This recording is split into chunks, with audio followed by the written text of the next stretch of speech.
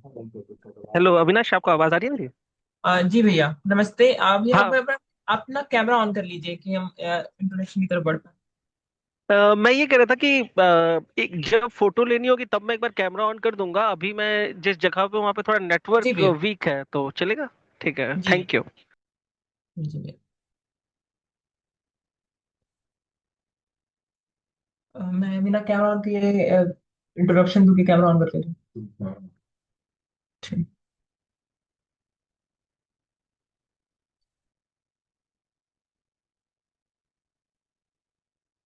ठीक। सदन की गरिमा को नमन तथा उपस्थित सभी लोगों को नमस्कार। तर्कों की कार्यशाला तर्कशाला में आप सभी का स्वागत है। यह तर्कशाला का द्वितीय चरण है तथा द्वितीय सत्र भी है, जिसमें हम सभी जुड़े हुए हैं। इस तर्कशाला का उद्देश्य हमने पहले चरण में भी स्पष्ट किया था और द्वितीय चरण में एक बार पुनः स्पष्ट करना चाहते हैं कि इसका मुख्य उद्देश्य हमें तर्कों की जितनी से अधिक एक ऐसे मेले के आयोजन के रूप में है, जहाँ पे सभी के लिए कुछ ना कुछ सीखने को हो। इसी श्रेणी में हमारे साथ जुड़े हुए हैं आज श्री अभिषेक त्रिपाठी भैया। अभिषेक त्रिपाठी भैया वर्तमान में जामिया मिलिया इस्लामिया विश्वविद्यालय में इतिहास विभाग में शोधार्थी के रूप में अभी अध्ययन कर रहे हैं। भैया के बारे में भैया एक बहुत अच्छे कुशल वक्ता, भैया एक बहुत अच्छे तार्किक व्यक्ति तथा एक बहुत अच्छे और बहुत जाने पहचाने व्यक्ति इस पूरे डीयू डिबेटिंग सर्किट में रहे हैं। भैया के बारे में जब हम बात करते हैं तो भैया ने अपना स्नातक आत्माराम सनातन धर्म महाविद्यालय तथा अपना परास्नातक भी आत्माराम सनातन धर्म महाविद्यालय जामिया मिलिया इस्लामिया विश्वविद्यालय से किया है। भैया वर्तमान में सुधारती हैं। भैया ने तर्क वितर्क की अगर बात करें तो विभिन्न प्रकार के संसदीय वाद विवाद प्रतियोगिता, पारंपरिक वाद विवाद प्रतियोगिता तथा वाद विवाद के अनेक विधाओं में विजेता और बाकी बहुत सारे स्थान हासिल किए हैं। भैया के अगर कुछ मुख्य उपलब्धियों को अगर हम गिनाएं तो उनमें है गार्गी महाविद्यालय संसदीय तर्क वितर्क प्रतियोगिता 2020 में भैया विजेता रहे हैं।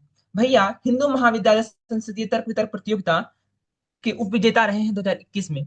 भैया दौलत राम महाविद्यालय संसदीय तर्क वितर्क प्रतियोगिता के उप विजेता रहे हैं 2019 में।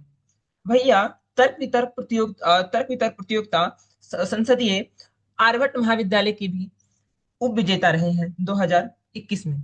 तो भैया ने विभिन्न प्रकार के संसदीय वाद विवाद प्रतियोगिताओं में विजेता का स्थान हासिल किया है तथा हम सब के लिए उनसे सीखने के लिए बहुत कुछ है।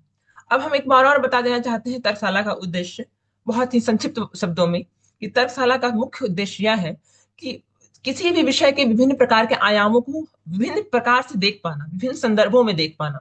तो आज भैया हम सबके साथ जुड़े हुए इतिहास के और बहुत एक मार्मिक और रोचक विषय को लेकर कि तार्किक लोगों का यह सदन मानता है कि वर्तमान दलित आंदोलन अंबेडकर के प्रगतिशील विचारों से भिन्न है।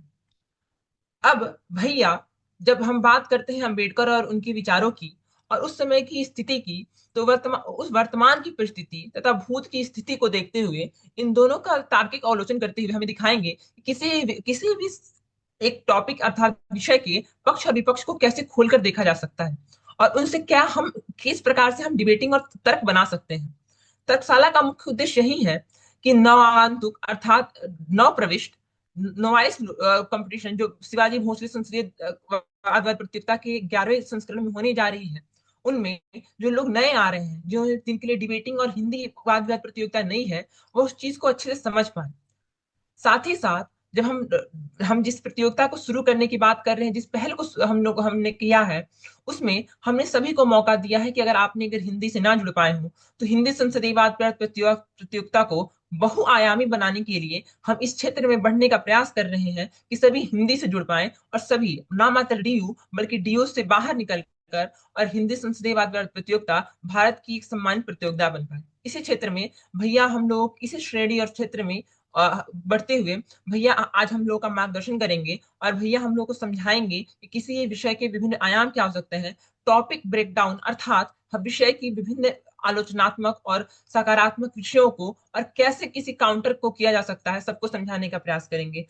और भैया हम सबके साथ जुड़े, इसलिए भैया का बहुत बहुत धन्यवाद। भैया अपने व्यस्ततम समय से हम लोगों के लिए समय निकाले और उसके बाद हम लोग साथ जुड़े, हम लोग को सिखाने सीखने का मौका दे रहे हैं, इसके लिए बहुत बहुत धन्यवाद। समिति तथा दीप्तम परिवार दोनों आपका बहुत बहुत आभार व्यक्त करती है भैया। भैया आप अब सेशन कंडक्ट कर सकते हैं, करिए।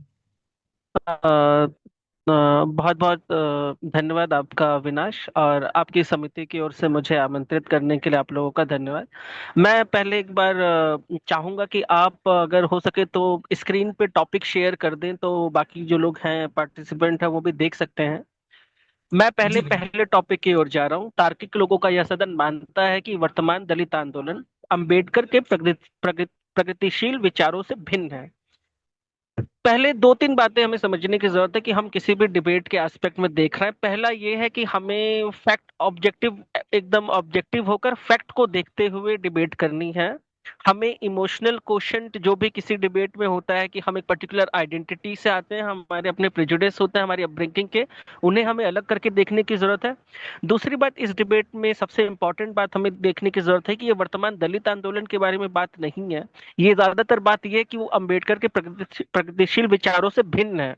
तो यहाँ पर जो डिबेट का पूरा बर्डन है वो भिन्न पर रखने की कोशिश करनी है दोनों दलों को। इसके बाद अगर मैं पक्ष की तरफ से बात करूं, और पक्ष की तरफ से जब मैं बात कर रहा हूं, तार्किक लोगों का अगर ये सदन माना जा रहा है या बुद्धिजीवी का सदन बनाता है, यहाँ पर बात करना चाहता है कि वर्तमान दलित आंदोलन अंबेडकर के प्रगतिशील विचारों से भिन्न है।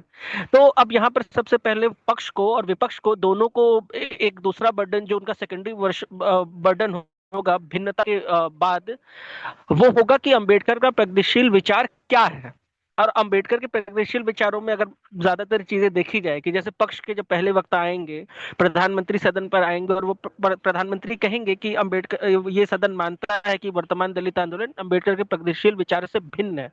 तो वो किन बातों को ले सकते हैं, इन्हें देखने की कोशिश कर सकते हैं। पहला एक इंपॉर्टेंट फैक्टर जो ये देखा जा सकता है कि अम्बेडकराइट डिस्कोर्स और अम्बेडकराइट इंटेलेक्चुअल ट्रेडिशन में ये इस बात पर बहुत एम्फेसाइज किया गया है अम्बेडकर के द्वारा और अम्बेडकर के बाकी स्कॉलरली इंटेलेक्चुअल्स के द्वारा, कि हीरो वर्शिप नहीं होनी चाहिए। अम्बेडकर बार बार गांधी को काउंटर करते हुए, गांधी को क्रिटिक करते हुए, गांधी के बाद नेहरू को क्रिटिक करते हुए और इन दोनों से ज्यादा इंडियन नेशनल कांग्रेस को क्रिटिक करते हुए बार बार इस बात पर जोर देते थे कि रैशनैलिटी ऑफ थॉट जीतना चाहिए, ना कि इमोशनल क्वोशंट एक सोसाइटी का जीतना चाहिए, और ना ही हीरो वर्शिप के कल्ट को बनाना चाहिए। अंबेडकर इस बात को हमेशा रखते थे कि भक्ति आप अपने पर्सनल जीवन पर कर सकते हो, और भक्ति पर्सनल जीवन पे, आपके व्यक्तिगत जीवन में करने से आपको सेल्वेशन मिल सकता है, आपको निर्वाण मिल सकता है। लेकिन अगर आप अपने पॉलिटिकल डोमेन में भक्ति को लाते हैं, हीरो वर्शिप को लाते हैं, वो पाथ टू डिग्रेडेशन है।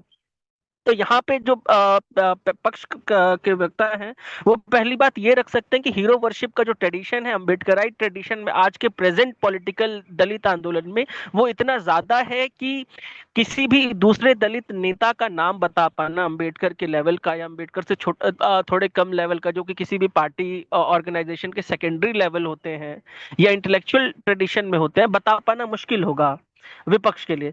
दूसरी बात, हमें जब हीरो वर्शिप के क्वेश्चन में हम देख रहे हैं, तो हम जब वर्तमान में देख रहे हैं, वर्तमान दलित आंदोलन पे देख रहे हैं, तो पक्ष को हीरो वर्शिप के बात पे ये करना चाहिए कि किस तरीके से अंबेडकर का क्रिटिसिज्म अब हो ही नहीं रहा है, अदर देन स्कॉलरली क्रिटिसिज्म। क्योंकि अंबेडकर की जो पूरी पॉलिटिक्स है, वर्तमान दलित आंदोलन है, कोई भी आंदोलन दो तीन एस्पेक्ट में होता है। वो एक इंटेलेक्चुअल आंदोलन नहीं हो सकता, क्योंकि आप इंटेलेक्चुअल आंदोलन कर किताबें लिखना चाह रहे हैं, किताबें रिराइट करना चाह रहे हैं, हिस्ट्री बदलना चाह रहे हैं, हिस्ट्री सिंपैथेटिक हिस्ट्री लाना चाह रहे हैं, वो सारी चीजें इंटेलेक्चुअल्स पहले ही कर रहे हैं। अगर आप एक दलित आंदोलन चलाना चाह रहे हैं और वर्तमान में चलाना चाह रहे हैं, आप सोसाइटी में अपने व्यूज को रीऑर्गेनाइज करना चाहेंगे, आप अपने व्यूज को रीऑर्गेनाइज करने के बाद एक पॉलिटिकल टर्मिनोलॉजी बनाना चाहेंगे और एक पॉलिटिकल स्पेस पर उन डिबेट्स को जीतना चाहेंगे, और उन डिबेट्स को जीतते हुए आप एक सोशल स्ट्रक्चर में रिफॉर्म लाएंगे और सोशल स्ट्रक्चर के अंदर घुसेंगे।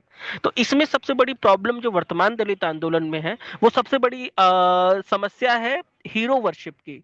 अंबेडकर इसे बहुत ज्यादा क्रिटिसाइज करते थे। अंबेडकर ने इसे किसी भी कंटेक्स्ट में कभी फेवर नहीं किया। अंबेडकर तो ये भी मानते थे कि क्योंकि अंबेडकर बाद में बौद्ध धर्म को अपनाते हैं और अपने तकरीबन 6 लाख फॉलोअर्स के साथ वो कन्वर्ट करते हैं, लेकिन अंबेडकर मानते थे कि बुद्ध का क्रिटिसिज्म भी होना चाहिए। अंबेडकर बुद्ध को किन किन बातों में क्रिटिसाइज करते थे? अंबेडकर बुद्ध को क्रिटिसाइज करते थे कि बुद्ध ने जाति के प्रश्न पर कभी कुछ बोला ही नहीं। स्कॉलर्स ने और उस टाइम के लोगों ने, उस टाइम के हमें हिस्टोरिकल सोर्स बताते हैं कि जो बुद्धिज्म और जैनिज्म थे, ये अपर कास्ट ब्राह्मण और क्षत्रियों के अपर कास्ट ब्राह्मण ब्राह्मण धर्म सनातन धर्म के खिलाफ क्षत्रिय और वैश्य का जो मर्चेंट क्लास था उनका विरोध था कि भाई अब वैदिक से वैदिक एज आ रहा है, महाजनपद बन रहे हैं, अभी भी हम ब्राह्मण को कितनी पॉलिटिकल स्पेस दे सकते हैं, अब हमें अपना स्पेस लेना होगा। तो अंबेडकर अपनी किताबों में बुद्ध के बारे में कहते हैं कि बुद्ध कास्ट के क्वेश्चन पे साइलेंट रहे हैं, बुद्ध कास्ट का क्वेश्चन कभी नहीं बोलते। दूसरा, अंबेडकर बुद्ध को क्रिटिसाइज करते हुए कहते हैं कि बुद्ध ने अपने जो संघ बनाया था उसकी एक नेसेसरी कंडीशन रखी थी कि कोई भी स्लेव उसका पार्ट नहीं हो सकता, और जो भी उसका पार्ट होगा उसको अपने पुराने जन्म के सारे कर्जे उतार के आने होंगे। तो अंबेडकर बोलते हैं कि अगर कोई दलित व्यक्ति है, कोई अनटचेबल है, कोई शूद्र है, और वो जाति व्यवस्था के कुचक्र में उसे शोषित किया जा रहा है, तो क्या कभी उसका अपर कास्ट मास्टर या अपर कास्ट सोशल स्ट्रक्चर क्या कभी उसे स्पेस देगा कि वो निकल कर आए और ज्वाइन कर ले संघ को? और वो नहीं देगा। तो अंबेडकर बुद्ध को क्रिटिसाइज कर रहे हैं, जिन्हें अंबेडकर मानते हैं कि वो मॉडर्न इंडिया के लिए सबसे इंपॉर्टेंट फिगर है, जो कि एक हिस्टोरिकल फिगर है। लेकिन अब इसी बात पे ये फोकस करने की जरूरत है कि क्या अंबेडकर क्रिटिसाइज हो रहे हैं? क्या इस पूरे क्वेश्चन पे क्या अंबेडकर की पॉलिटिक्स को क्वेश्चन किया जा रहा है? क्या अंबेडकर के पूरे पॉलिटिकल एस्पेक्ट को क्वेश्चन किया जा रहा है? क्या अंबेडकर के इंपॉर्टेंट डिसीजन मेकिंग, जो कि पूरे उनके लेट 1920 से लेके 1950 तक चलता है, क्या उन सब में अंबेडकराइट पॉलिटिक्स को क्रिटिसाइज किया जा रहा है वर्तमान दलित आंदोलन को सॉलिडिफाई करने के लिए, उसे आगे बढ़ाने के लिए? और हम देखते हैं कि नहीं हो रहा है। और हम ये किस फॉर्म में देखते हैं? पहला, हीरो वर्शिप के फॉर्म में देखते हैं कि अंबेडकर का मर्सिलेस हीरो वर्शिप किया जाता है। उसके बाद हम क्या देखते हैं कि अंबेडकर की मर्सिलेस हीरो वर्शिप के साथ और क्या होता है? अंबेडकर का कद इतना ऊंचा बढ़ा दिया जाता है कि उनके साथ के नेता, चाहे वो एमसी राजे हो, जिनके साथ जो गांधी की तरफ से बात कर रहे थे पूना पैक्ट पे, या चाहे हम बात करें पलवंकर बालू जो बहुत अच्छे क्रिकेटर थे, दलित क्रिकेटर थे, दलित स्पिनर थे, वो जब बाद में पॉलिटिकल फॉर्म में आते हैं, पॉलिटिक्स में आते हैं, उनकी अंबेडकर से सेपरेट इलेक्ट्रोड्स के विषय पे बहुत लड़ाई होती है। सेपरेट इलेक्ट्रोड्स का पूरा लॉजिक ये था कि एक कम्युनिटी ही अपने नेता चुनेगी और वही उन्हें वोट करेगी। कि फॉर एग्जांपल सेपरेट इलेक्ट्रेट इस तरीके से वर्क करता, जिसे पृथक निर्वाचन भी कहा जाता है, और पृथक से ही हम समझ सकते हैं कि ये सेपरेट करने की बात करता है, सेपरेटिस्ट टेंडेंसीज की बात करता है, जो कि एक इंपॉर्टेंट ग्रुप को एक इंपॉर्टेंट आइडेंटिटी कैटेगरी ब्लॉक से अलग कर देने की बात करता है। तो इसमें अब अंबेडकर को किस तरीके के चैलेंज मिले हैं? एमसी राजा अंबेडकर को चैलेंज कर रहे हैं, पलवंकर बालू चैलेंज कर रहे हैं, बाकी लीडर्स अंबेडकर को चैलेंज कर रहे हैं। लेकिन क्या आज के टाइम पे हम देख रहे हैं कि अंबेडकराइट पॉलिटिक्स में कोई इस तरीके का डिस्कोर्स है? ये डिस्कोर्स हमें मिसिंग दिखता है। अब मैं दूसरे एस्पेक्ट में आऊं, हीरो वर्शिप के बाद जो दूसरा एस्पेक्ट सिग्निफिकेंट एस्पेक्ट है, अंबेडकर जिस चीज के लिए जाने जाते हैं, अगर अंबेडकर एक दलित रिफॉर्मर नहीं होते, अंबेडकर मंदिरों को खुलवाने के लिए या वाटर टैंक्स में दलितों के अधिकार के लिए, या अंबेडकर दलितों को सोशल अफर्मेशन जिसे पॉपुलरली रिजर्वेशन कहा जाता है उसे न दिलाने के लिए, या अंबेडकर कॉन्स्टिट्यूशन मेकिंग में एक इंपॉर्टेंट ड्राफ्टिंग कमेटी के मेंबर होकर सब्सिक्वेंट उस पर काम न करते, तो भी अंबेडकर की एक पहचान होती, और वो पहचान उनका एक इंपॉर्टेंट स्पीच से होती, जो स्पीच उन्हें देने के लिए बुलाया गया था, और वो स्पीच इतनी ज्यादा सेडिशियस पाई गई, इतनी ज्यादा रेडिकल पाई गई कि उसे कभी डिलीवर नहीं करने दिया गया, और अंबेडकर को उस स्पीच को बाद में एक लेक्चर के फॉर्म में पब्लिश करना पड़ा, जिसका नाम था एनहिलेशन ऑफ कास्ट, कि जिसमें अंबेडकर बात करते हैं कि जाति का प्रश्न तभी मिटेगा जब जाति मिटेगी। अंबेडकर बात करते हैं कि हमें सारे तरीके के सोशल रिफॉर्म करने हैं, लेकिन हमें आइडेंटिटीज को मेंटेन नहीं करना, हमें एक लंबे वक्त के बाद इन जातियों को मिटा देना होगा, तब जाकर हमारा सही तरीके से सोशल जस्टिस का जो लॉजिक अब दिया जा रहा है वो सफल होगा। लेकिन क्या हम वर्तमान राजनीति में देखते हैं कि क्या जाति हटाने की बात हो रही है? तो हम देखते हैं कि कोई भी पॉलिटिकल पार्टीज हो, आप चाहे उत्तर प्रदेश की मायावती की बीएसपी ले लें, जो उत्तर प्रदेश में दलित पार्टी में सक्सेसफुल रही है, एक बार भारतीय जनता पार्टी के सपोर्ट से और एक बार खुद के दम पे उन्होंने सरकार चलाई है। उसके बाद हम चाहे चंद्रशेखर रावण की बात ले लें, जिनका खुद का पॉलिटिकल ग्रुप है, जिससे वो खुद एक सांसद बनकर आए हैं नगीना से, या हम और कोई पार्टी ले लें, चाहे मध्य प्रदेश में ले लें, हम चाहे बिहार में ले लें, चाहे यूपी में ही एसपी ले लें, तो क्या ये पार्टीज जाति मिटाने की बात कर रही हैं? सोशल जस्टिस अंबेडकर का आइडिया है, ये उसकी बात कर रही हैं, लेकिन इनका सोशल जस्टिस सिर्फ एक रिजर्वेशन की पॉलिटिक्स तक लिमिटेड है।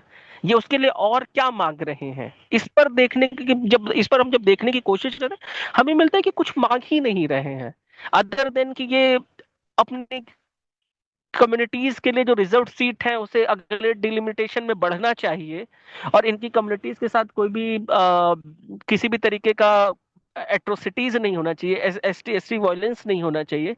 ये और कुछ नहीं मांग रहे हैं, और ये जो मांग भी रहे हैं ये ब्राह्मणिकल फ्रेम में ही मांग रहे हैं। ये इस पूरी संरचना को, व्यवस्था को तोड़ने की बात नहीं करते हैं, जो कि अंबेडकर करते हैं।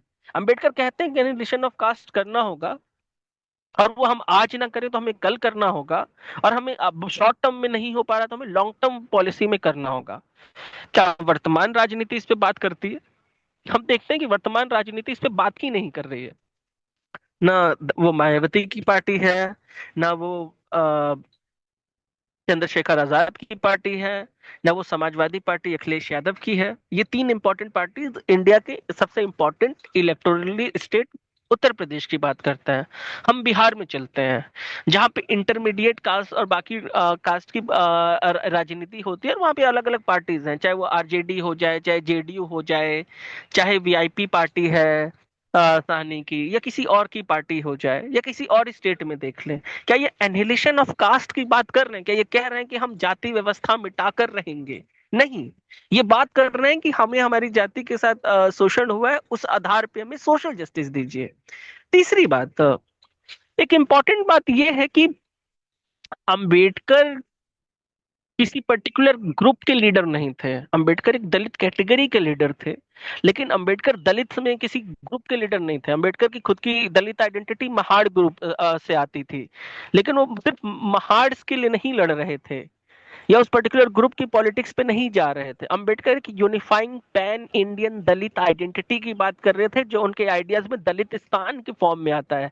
कि जब कांग्रेस मिनिस्ट्रीज 1942 में quit India second world war के अनाउंसमेंट में, जिसमें इंडिया को जबरदस्ती शामिल कर लिया गया, और उसके बाद इंडियन लीडर्स और इंडियन नेशनल कांग्रेस की जब डिमांड्स मीट नहीं की गई, वो रिजाइन करती हैं, तो जिन्ना डिलीवरेंस डे अनाउंस करते हैं, और जिन्ना मुस्लिम के लिए जिन्ना, दलित्स के लिए अंबेडकर, और द्रविड्स के लिए पेरियार मिलकर डिलीवरेंस डे सेलिब्रेट करते हैं। और इन सब की अलग अलग मांगे थी, और इन ये सब एक पर्टिकुलर कम्युनिटी, एक पर्टिकुलर कैटेगरी को रिप्रेजेंट कर रहे थे। लेकिन क्या आज का वर्तमान दलित आंदोलन क्या दलितों को रिप्रेजेंट कर रहा है? अगर वो कर रहा होता तो मायावती और अखिलेश यादव की पार्टी के बीच में विवाद नहीं होना चाहिए था, मायावती और चंद्रशेखर आजाद के पॉलिटिकल ग्रुप में नहीं विवाद होना चाहिए था, मायावती और ओम प्रकाश राजभर के पार्टी में विवाद नहीं होना चाहिए था, मायावती और दूसरी पार्टी जो भी हैं उनके बीच में विवाद नहीं होना चाहिए था।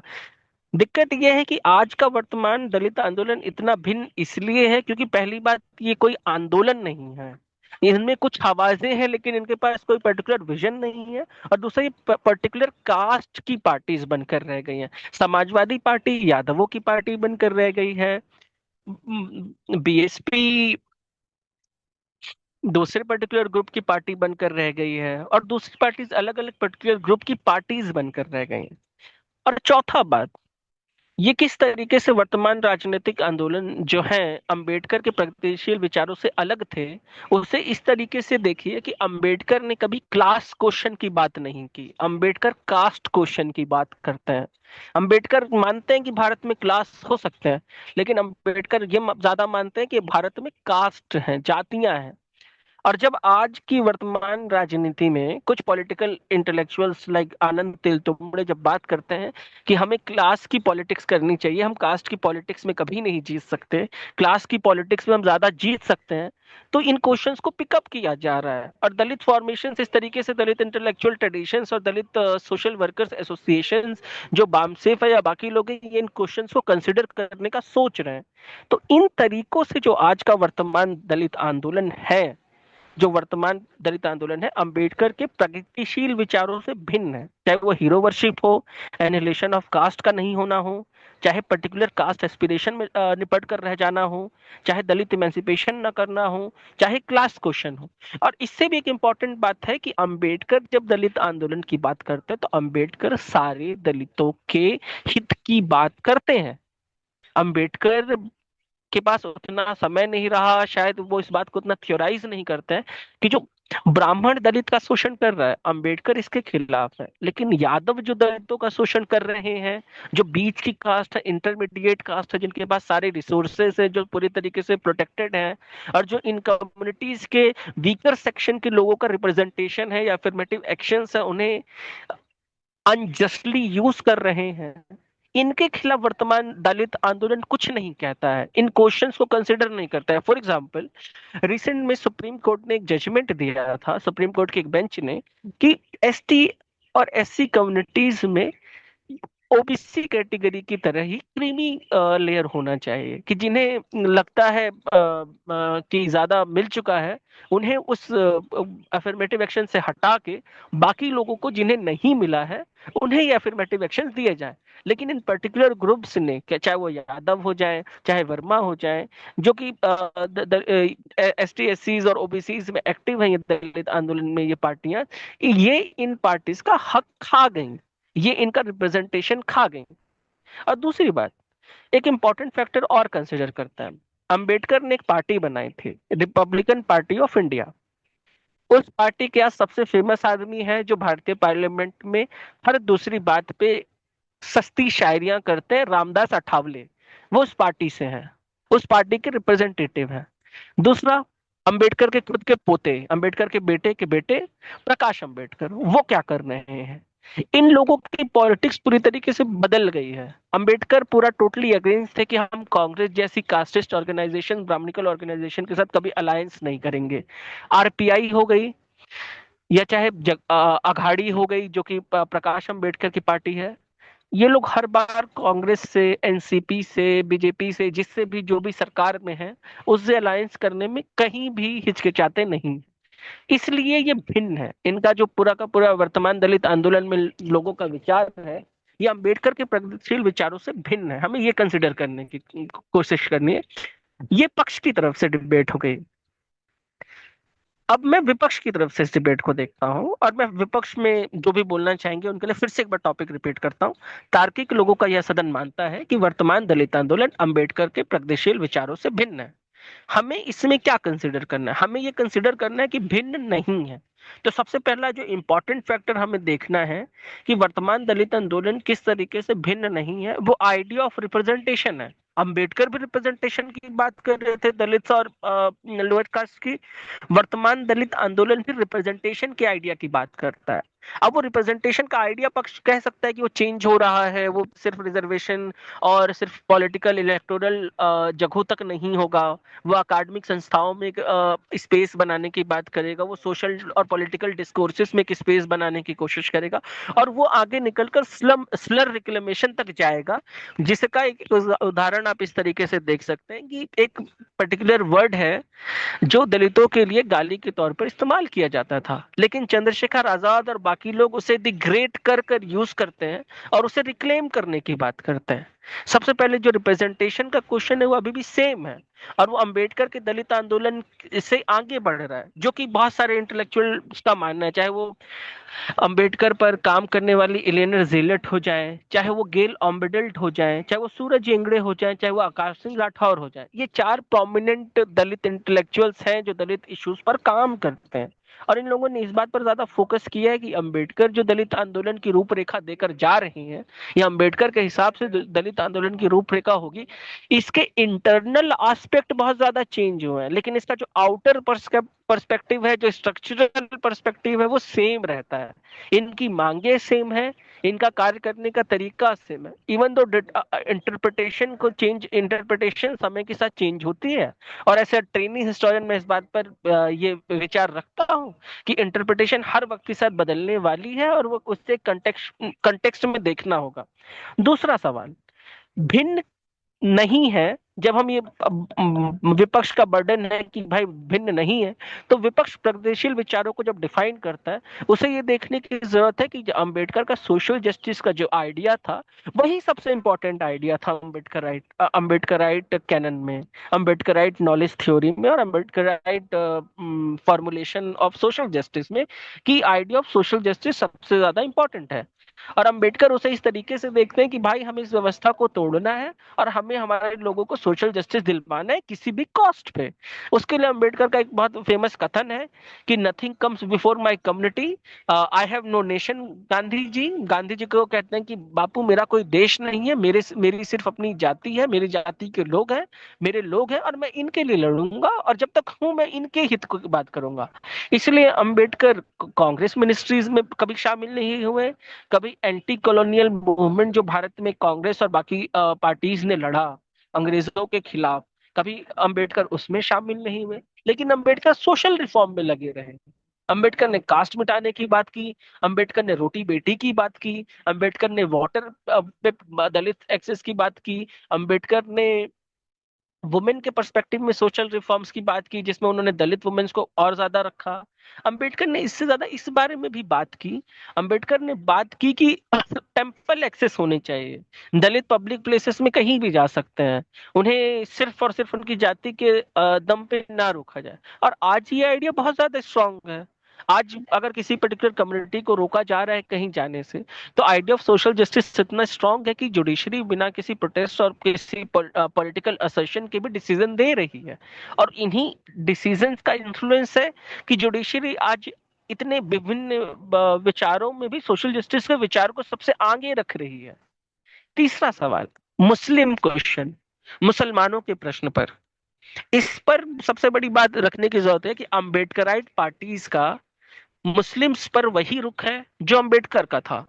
अंबेडकर ब्लैटेंट इस्लामोफोब थे। जैसा कि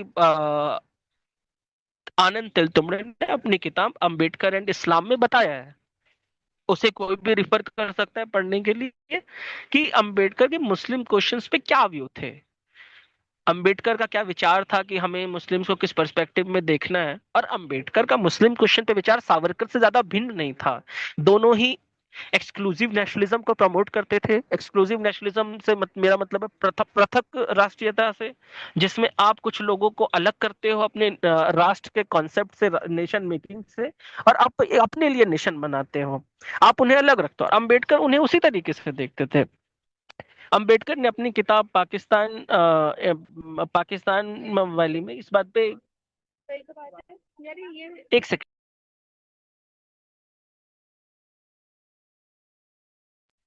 सॉरी, हाँ, तो अंबेडकर मुस्लिम क्वेश्चन पे अंबेडकर का रुख जो है वो दलित पार्टीज का भी है। दलित पार्टीज मुस्लिम क्वेश्चन में, या आप देखते होंगे कि भारतीय इंडियन स्टेट में मुस्लिम ठीक ठाक रिप्रेजेंट हो रहे हैं। क्या कोई दलित लीडर इस विषय पे बोल रहा है? किसी की लिंचिंग हो गई क्या इस विषय पे दलित लीडर्स बोल रहे हैं?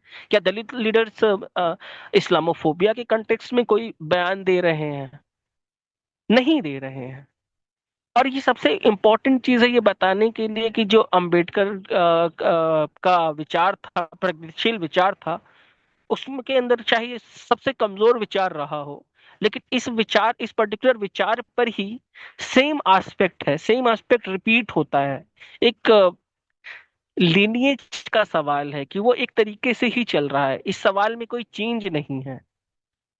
ना मायावती की पार्टी में मुस्लिम क्वेश्चंस पे फोकस किया गया, ना समाजवादी पार्टी में, ना आरजेडी में, ना जेडीयू में।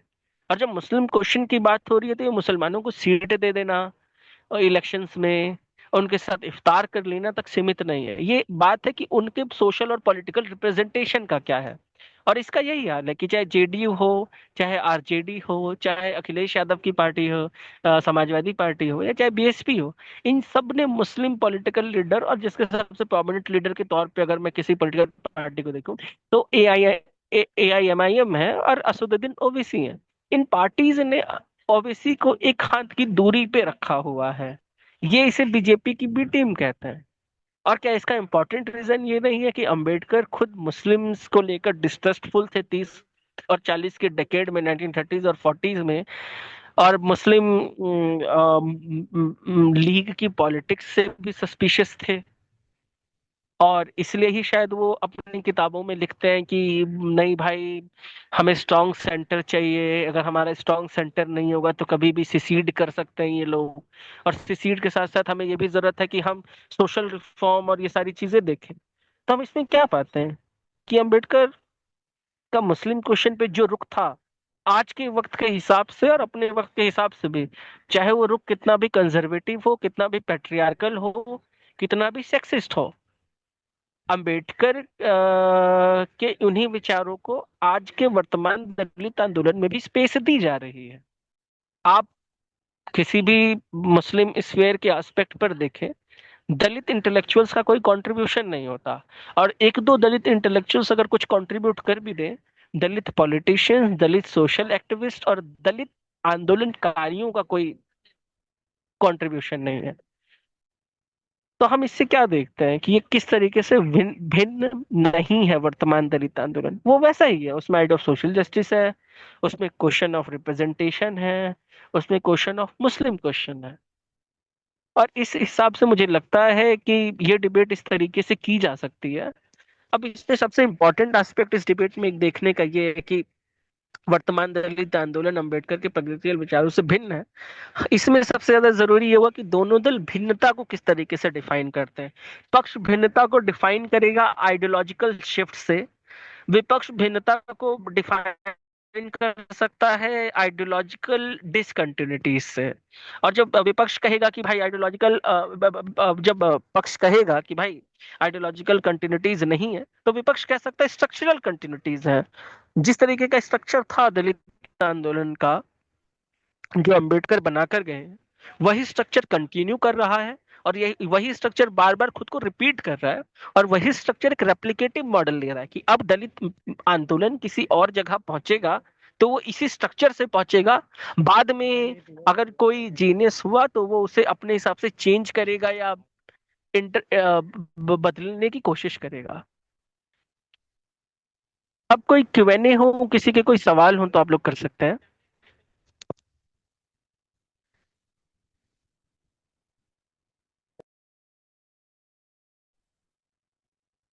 अगर किसी के पास किसी प्रकार के इस पूरे विचार से अगर कोई सवाल है तो अपना हैंड रेज करें, फिर उसके बाद आपसे क्वेश्चंस लिए जाएंगे।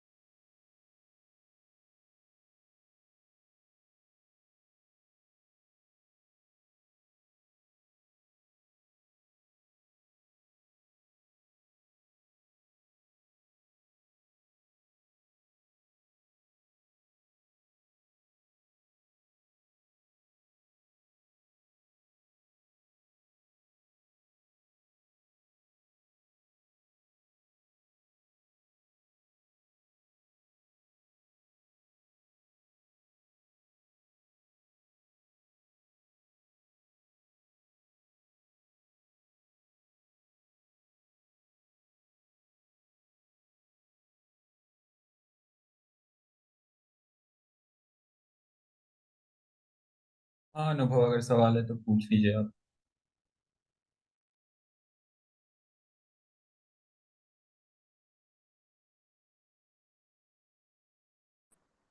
भैया मेरी आवाज आ रही क्लियरली? हाँ, मुझे आपकी आवाज आ रही है। सबसे पहले अभिषेक भैया, बहुत बहुत थैंक यू लेक्चर के लिए। मेरा सवाल मतलब डिबेट से रिलेटेड ही रहेगा। जब मैं स्पीच को देख रहा था तो एक सर्टेन काइंड ऑफ आर्गुमेंट आता है कि कैसे अंबेडकर का खुद का क्रिटिसिज्म नहीं हो रहा है, या फिर उनके एनालिसिस ऑफ कास्ट का प्रमोशन नहीं हो रहा है, रादर देन कास्ट पॉलिटिक्स का प्रमोशन हो रहा है। तो अगर मैं भी विपक्ष में आऊंगा तो मेरे आर्गुमेंट यही रहेंगे कि देखो, अंबेडकर ने कुछ व्यूज दिए थे अपने समय के हिसाब से। आज मैं उसका एक मॉडिफाइड वर्जन को अपना रहा हूँ। ठीक है, तो वो भिन्न नहीं हुआ।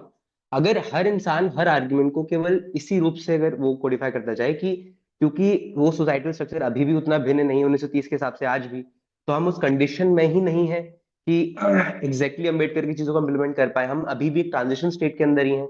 तो इस वजह से हम बिल्कुल भिन्न नहीं है केवल इस डिबेट के टॉपिक में, क्योंकि हम हमेशा ये कह सकते हैं कि हमारी कंडीशंस ऐसी हैं कि हम जो कर रहे हैं वो अपने आप में अम्बेडकर का एक फॉर्म है। तो हर चीज को अगर ऐसे कोई मैनिपुलेट करके करना चाहे तो कैसे करेगा। और दूसरी चीज, इस डिबेट में आपके एक्सप्लेनेशन के बाद मुझे ऐसा लगा कि शायद विपक्ष के पास बहुत ज्यादा कुछ नहीं है, क्योंकि उसके पास कहने के लिए कि अम्बेडकर के साथ ही चल रहे हैं। तो फिर ये डिबेट बैलेंस डिबेट कैसे हो सकती है? बिकॉज जितने फाउंडेशनल लेवल पर जो अम्बेडकर के विचार है वहां से तो हम एकदम अलग आ चुके हैं। तो विपक्ष अलग इसमें क्या कर सकता है? बिकॉज मुझे वो पॉइंट थोड़े पेरिफेरी वाले लगे, वो एकदम काउंटरेबल या फिर डिबेट को एक तरफ खींचने वाले पॉइंट्स नहीं लगे। तो इस पर ये मेरा सवाल था भैया, अगर आप मुझे समझ पाए हो तो मैं रिपीट भी कर सकता हूँ अगर आपको थोड़ा नहीं आया। नहीं नहीं, मुझे समझ आ गया। आप अपना पहला सवाल एक बार रिपीट कर दीजिए, मुझे मैं दूसरा समझ चुका हूँ। हाँ, तो पहला सवाल मेरा ये था कि अगर हमारी हर आर्गुमेंट को सामने वाला इस पर्टिकुलर डिबेट के कंटेक्स्ट में, क्योंकि हमें भिन्नता के ऊपर करना है, भिन्नता बहुत ही ज्यादा एक मिडिल ग्राउंड की चीज है कि वो बहुत सब्जेक्टिव हो सकती है। कोई इंसान कहे कि हम जिस फॉर्म में इस समय इंप्लीमेंट कर रहे हैं वो टाइम फ्रेम के अंदर ही ऐसे इंप्लीमेंट कर रहे हैं कि वही हमारे लिए सही है। जिस तरीके, बिकॉज हम टाइम चेंज हो चुका है, तो हम जिस तरीके से अब फॉलो कर रहे हैं अम्बेडकर को, वो हमारा तरीका इंप्लीमेंट करने का, बिकॉज एग्जैक्टली अम्बेडकर को इंप्लीमेंट करना पॉसिबल नहीं है। तो हम बिल्कुल भिन्न नहीं है, हमारा तरीका जो इम्प्लीमेंटेशन है वो डिफरेंट है, बट आइडियल्स हमारे सेम है। अगर हमारे हर हर आर्गुमेंट को अगर विपक्ष ऐसे काउंटर करता है किसी डिबेट के अंदर कि हम कुछ भी अगर बोल रहे हैं कि भिन्नता वाली डिबेट्स के अंदर, तो आप उससे कैसे काउंटर करेंगे? बिकॉज वहां पे हर चीज कंटेक्चुअलिटी पे आ जाती है कि आप हर चीज बस उसको मोल्ड करे जा रहे हैं। वहां पर आप कैसे विपक्ष को पकड़ते हो कि नहीं, ये एग्जैक्टली वहां कॉन्सेप्ट फॉलो नहीं हो पा रहा?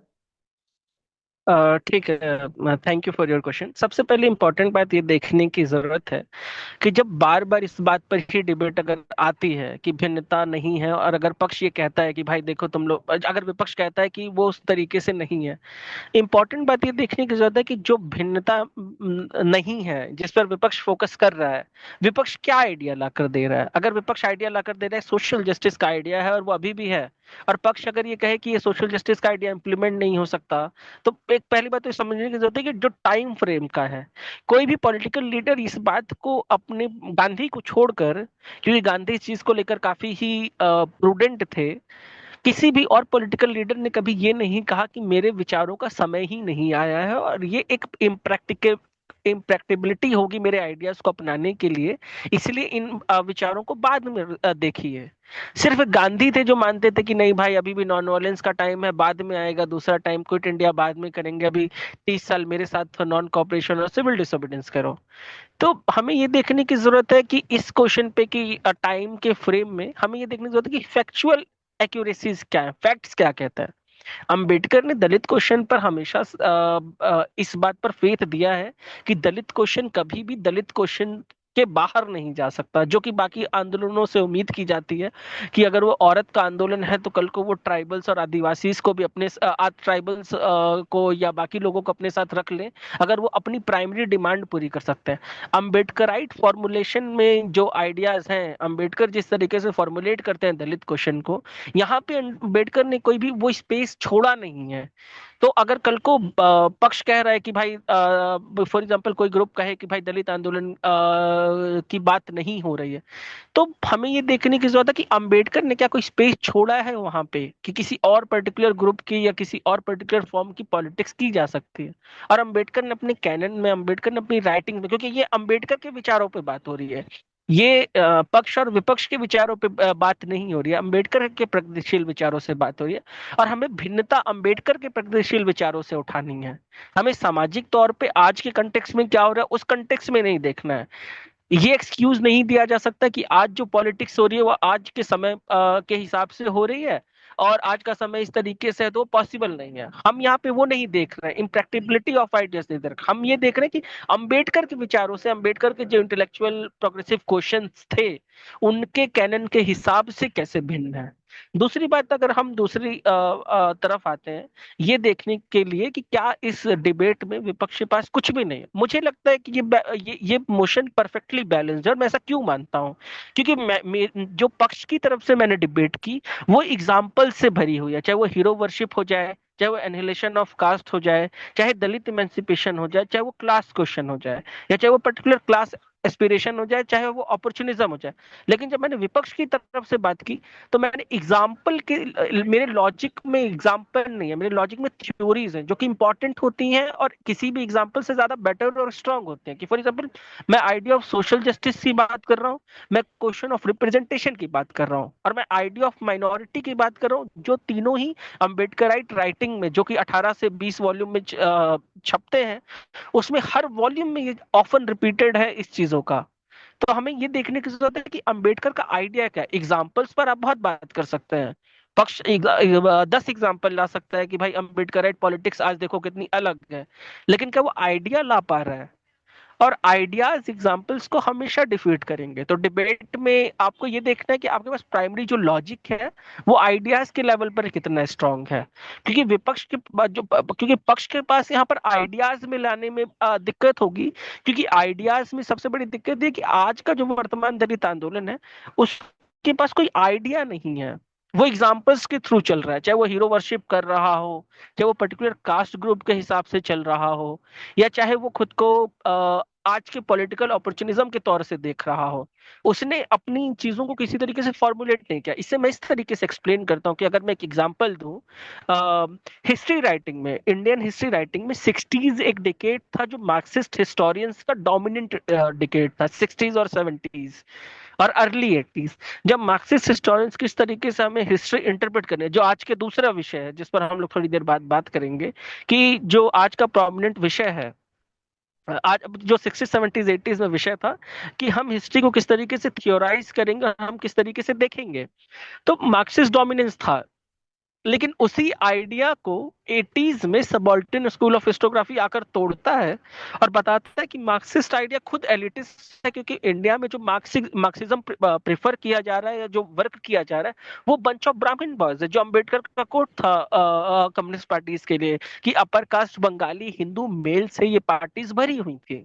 इनके पास कोई अपना खुद का ओरिएंटेशन नहीं था कि इनके पास दलित्स हो, इनके पास वुमेन हो, इनके पास मुस्लिम्स हो।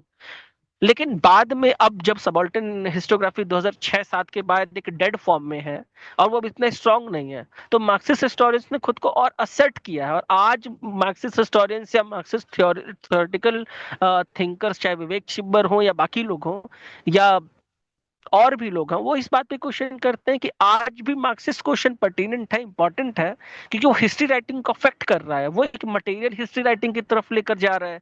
जिस तरीके से इंडियन राइट विंग बात करता है कि कल्चरल हिस्ट्री लिखिए, स्पिरिचुअल हिस्ट्री लिखिए, नेशन मेकिंग के लिए इंडिया की आइडिया, जोग्राफिकल आइडिया को प्रमोट कीजिए, वो सब मार्क्सिस्ट हिस्टोग्राफी नहीं करते, उस आइडिया को चैलेंज करते हैं। तो मैं इसे इस तरीके से बता रहा हूँ कि किस तरीके से जो भिन्नता का पूरा आइडिया है वो स्ट्रक्चरल भिन्नता अगर जब तक नहीं दिखा पाएंगे तो आप उसे भिन्नता बता पाना आपके लिए मुश्किल होगा। क्योंकि एग्जाम्पल्स आप बहुत से दे सकते हैं, लेकिन क्या कैनन से आप अलग हट रहे हैं? क्या आप उन विचारों में जो आप ट्रेस करें, जो इंटेलेक्चुअल हिस्ट्रीज का काम है, इंटेलेक्चुअल बायोग्राफीज का काम है, आप क्या उन आइडियाज में कोई ब्रेक देख पा रहे हैं, कोई डिसकंटिन्यूटीज देख पा रहे हैं, या उनमें सिर्फ और सिर्फ कंटिन्यूटीज हैं? तो विपक्ष को यहाँ आर्ग्यू ये करना है कि अंबेडकराइट जो क्वेश्चन था, सोशल जस्टिस और प्रगतिशील विचार था, उसमें कंटिन्यूटी है। क्योंकि वो कंटिन्यूटी आज ऐसा नहीं है कि वो प्रगतिशील विचारों में आज वो किसी और की बात कर रही है, वो आज भी दलितों की ही बात कर रही है। आज भी वो अंबेडकर ने जो फ्रेमवर्क दिया था रिप्रेजेंटेशन का, उसी फ्रेमवर्क में बात कर रही है। अब वो कुछ और नया इनोवेशनल नहीं ला पाए कि अंबेडकर सोशल अफर्मेशन इंडिया के कंटेक्स्ट में आइडिया लेकर आते हैं, और आज का जो वर्तमान दलित आंदोलन वो कोई नया आइडिया नहीं लेकर आया है दलित एमेंसिपेशन के लिए, वो कुछ और फॉर्मुलेशन नहीं बात कर रहा है। तो और तीसरा सबसे बड़ा सवाल है कि आज का दलित आंदोलन सोशल जस्टिस के क्वेश्चन से भाग नहीं रहा है, वो उसी सोशल जस्टिस के क्वेश्चन पे है। अब ये पक्ष पक्ष को का काम है वो बताएगा कि भाई भिन्न है, उसका सोशल जस्टिस इस तरीके से उस तरीके से, पॉलिटिकल अपॉर्चुनिज्म है, पॉलिटिकल ऑर्थोडॉक्सी है, पॉलिटिकल कंजर्वेटिज्म है, जब पॉलिटिकल कास्ट ब्लाइंडनेस है, वो पक्ष का काम है। विपक्ष का काम ये बताना है कि भाई स्ट्रक्चरल यूनिटी है और यहाँ पर स्ट्रक्चर नहीं टूट रहा है, कोई किसी भी फॉर्म की डिसकंटिन्यूटीज नहीं है, स्ट्रक्चरल कंटिन्यूटीज ही चल रही है अम्बेडकर राइट थॉट में। और जब पक्ष ये बता दे पक्ष पक्ष जब ये बता देता है तो पक्ष को जब विपक्ष ये बता देता है तो ज्यादा फोकस ये है कि ये डिबेट एक तरफा नहीं है। Thank you. अ, भैया एक एक सवाल था मेरा। हाँ हेलो। पूछिए। हाँ, हाँ धन्यवाद मुझे भैया। आवाज आ रही है। भैया एक्चुअली अगर पक्ष ये कहता है कि जो दलित उत्थान है वो गांधी जी के मॉडल से ज़्यादा अलाइंड है, ना कि अम्बेडकर जी के मॉडल से, मतलब अभी का, तो इसमें प्रतिपक्ष क्या, मतलब क्या काउंटर हो सकता है इस चीज़ का? ये शुभदीप जी का सवाल है। हाँ तो उन्हें कहिए कि सबसे इम्पोर्टेंट बात है कि यहाँ गांधी के विषय में बात ही नहीं करनी है, यहाँ सिर्फ अम्बेडकर क्वेश्चन में है कि वर्तमान दलित आंदोलन अम्बेडकर के प्रगतिशील विचारों से भिन्न है या नहीं है। सिर्फ ये यहाँ पर इस बारे में बात हो रही है। तो यहाँ पर जब हम किसी पर्टिकुलर इंडिविजुअल के बारे में बात करें तो हम बाकी ऑब्जर्वेशंस को अलग रख देते हैं कि वो गांधी के विचारों से अलाइन करता है नहीं करता है, वो बाद की बात है, वो इस डिबेट की बात नहीं है। इस डिबेट में ये फोकस नहीं रहेगा, ना ही ये किसी भी फॉर्म का इस डिबेट का प्राइमरी सेकेंडरी या टर्शरी बर्डन रहेगा।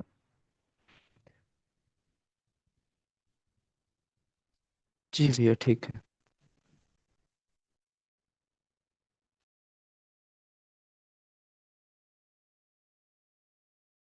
भैया मेरा भी एक प्रश्न था कि हम अंबेडकर कास्ट एनाहिलेशन की बात करते हैं।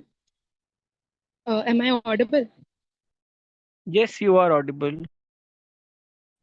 जी। तो अंबेडकर बात करते हैं कास्ट एनाहिलेशन की, और वहीं आजकल की जो कास्ट पॉलिटिक्स है जो दलित उत्थान की है, उसमें वो उन्हीं कास्ट जो नेम्स हैं उनको फ्लॉन्ट करते हैं और उनको रिक्लेम कर रहे हैं। तो ये दोनों कॉन्ट्राडिक्टरी पॉइंट्स हैं, तो ये विपक्ष के लिए काउंटर ही हो जाएगा खुद के पॉइंट्स के लिए। हाँ ये काउंटर पॉइंट भी है, लेकिन इसमें इंपॉर्टेंट देखने की जरूरत है कि अंबेडकर एनिलेशन ऑफ कास्ट की बात कर रहे हैं और वो किस लिए कास्ट एनिलेशन ऑफ कास्ट की बात कर रहे हैं, कि वो दलित आंदोलन को चाहते हैं कि दलित जो ये आंदोलन करें वो सक्सेस हो। तो जो कास्ट रिक्लेमेशन का पूरा पॉलिटिक्स है वो क्यों है कि आप किसी को गाली क्यों देते हैं, उसे नीचा फील करवाने के लिए, उसके अंदर शेम लाने के लिए, या उसे ऑस्ट्रिसाइज करने के लिए, या उसे अदरिंग करने के लिए। तो जब किसी भी पर्टिकुलर ग्रुप को इंडिया की हिस्ट्री में किसी भी तरीके के स्लर्स उनके लिए कहे गए हैं, किसी भी फॉर्म की सोशल प्रैक्टिसेस उनके लिए डिवाइस की गई और उनके साथ की गई है, जब वो उससे शेम डिराइव नहीं करते हैं, जो कि प्राइमरी ऑब्जेक्टिव था कि इन सारी चीजों से शेम निकले, आउटपुट हो, और जब उससे शेम डिराइव नहीं कर रहे हैं और उसे वो फ्लॉन्ट कर रहे हैं, तो यहाँ पर जो प्राइमरी ऑब्जेक्टिव था वो फेल हो जाता है। हमें ये बात ध्यान में रखना है।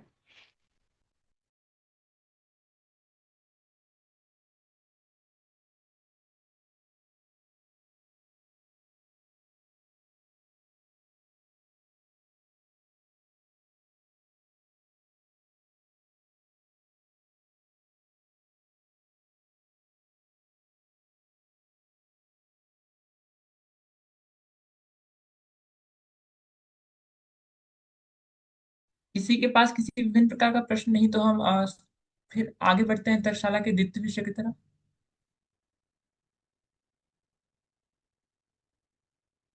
अगर आपके पास किसी प्रकार का प्रश्न है तो आप हाथ खड़ा कर सकते हैं विद इन 15 सेकेंड।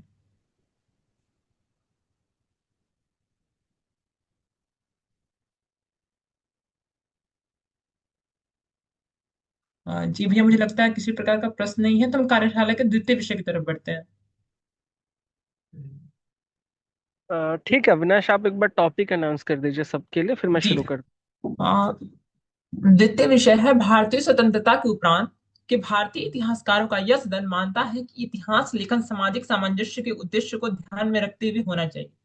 भैया इस विषय के बारे में बहुत हमें अनेक अनेक पद्धतियों से बताएंगे, अनेक उसके क्या एस्पेक्ट रहे हैं उस पर बताएंगे।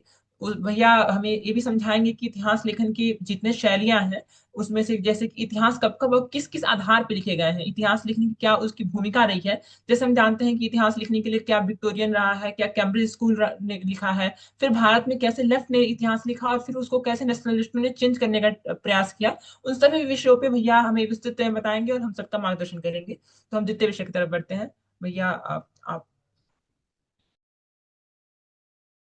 ठीक है, तो शुरू करते हैं। द्वितीय विषय है भारतीय स्वतंत्रता के उपरांत के भारतीय इतिहासकारों का यह सदन मानता है कि इतिहास लेखन सामाजिक सामंजस्य के उद्देश्य को ध्यान में रखते हुए होना चाहिए। इसे और इजी फॉर्म में मैं ब्रेक डाउन करूं तो यहाँ पे प्राइमरी बर्डन यह है कि सोशल कोहेजन को, सोशल यूनिटी को फोकस में रखते हुए हिस्ट्री राइटिंग करनी है। अब इसमें दो तीन बातें समझने की जरूरत है कि आप अगर ऐसे विषय पर डिबेट कर रहे हैं तो दो तीन चीजें आप ये समझ कर रखिए कि आप कुछ चीजों को अच्छे से डिफाइन कीजिए। आप हिस्ट्री किसे मानते हैं, इतिहासकार कौन हो सकता है, और उद्देश्य क्या है। इसके बाद मुझे लगता है कि पक्ष इस विषय पे किस तरीके से डिबेट कर सकता है कि पक्ष भारतीय स्वतंत्रता के उपरांत भारतीय इतिहासकारों का यह सदन मानता है कि इतिहास लेखन सामाजिक सामंजस्य सामंजस्य के उद्देश्य को ध्यान में रखते हुए होना चाहिए। तो यहाँ सबसे इंपॉर्टेंट है कंटेक्स्ट। क्यों होना चाहिए, क्या जरूरत है, सामंजस्य इतना जरूरी क्यों है, यूनिटी क्यों चाहिए, सोशल कोहेजन, सोशल वर्केबिलिटी क्यों चाहिए कि समाज चले। सबसे इंपॉर्टेंट है, आप आजादी के बाद देख रहे हैं, आप एक कॉलोनियल हिस्ट्री का एग्जाम्पल देंगे। आप दूसरी बात विभाजन की बात करेंगे, पार्टीशन की बात करेंगे, जो कि distorted form of history writing से हुई है। इसे हाईलाइट करने की जरूरत है कि किस तरीके से कॉलोनियल हिस्ट्री राइटिंग्स ने हिंदू मुस्लिम्स की कैटेगरीज बनाई, हिंदू मुस्लिम प्रेजुडिसेस की कैटेगरीज बनाई, और किस तरीके से इन्हें ओरिएंटलाइज किया, जो कि एडवर्ड सैड और बाकी इंटेलेक्चुअल्स का व्यू है कि किस तरीके से ईस्ट को एक अदरिंग की नजर से देखा गया, कि ईस्ट हमेशा ही वीक है, इनफेमिएट है, कमजोर है और लेजी है। अब हम जब बात करते हैं कि भारतीय इतिहासकारों का यह सदन बात करेगा कि हमें भारतीय इतिहास लेखन सामाजिक सामंजस्य के उद्देश्य को ध्यान में रखते हुए करना चाहिए, तो सबसे इंपॉर्टेंट बात है जो पक्ष कहेगा, वो बात कहेगा कि आइडिया ऑफ यूनिटी है। और idea of unity, idea of India, जो कि जिस पर्टिकुलर टर्म को सुनील खिलरानी जैसे पॉलिटिकल थिंकर्स ने एक पूरे बुक फॉर्म में एक्सप्लोर किया है, हमें इंपॉर्टेंट है कि जब हम आइडिया ऑफ यूनिटी की बात करते हैं, हम सोशल कोहेजन की बात करते हैं, तो हमें सबसे इंपॉर्टेंट इसलिए है क्योंकि हम एक स्टार्टिंग स्टेज में हैं। आज से पहले क्या इस देश में हुआ है, वो सब माफ किया जा सकता है, क्योंकि हमारी लीगैलिटीज आज से शुरू होती हैं, हमारी कंट्री आज से शुरू हो रही है, एक नई कंट्री शुरू हो रही है, एक इंडिपेंडेंट इंडिया शुरू हो रही है। तो हमें एक आइडिया ऑफ यूनिटी कल्टीवेट करना होगा, हमें अपने पुराने डिफरेंसेस भूलने होंगे। और अगर हम वो पुराने डिफरेंसेस भूल नहीं सकते तो कम से कम हमें उन्हें इग्नोर करना होगा। ये पर्टिकुलर पक्ष ये आर्ग्यू करेगा। और इसके लिए हमें जो हिस्ट्री राइटिंग है, उस हिस्ट्री राइटिंग में हमें हिस्ट्री ऑफ कॉन्फ्लिक्ट्स नहीं लिखनी है, जो कि हमारी हिस्ट्री में है, कि हमारी हिस्ट्री में बहुत ज्यादा क्लैश ऑफ सिविलाइजेशंस हैं या क्लैश ऑफ कॉन्फ्लिक्ट्स हैं।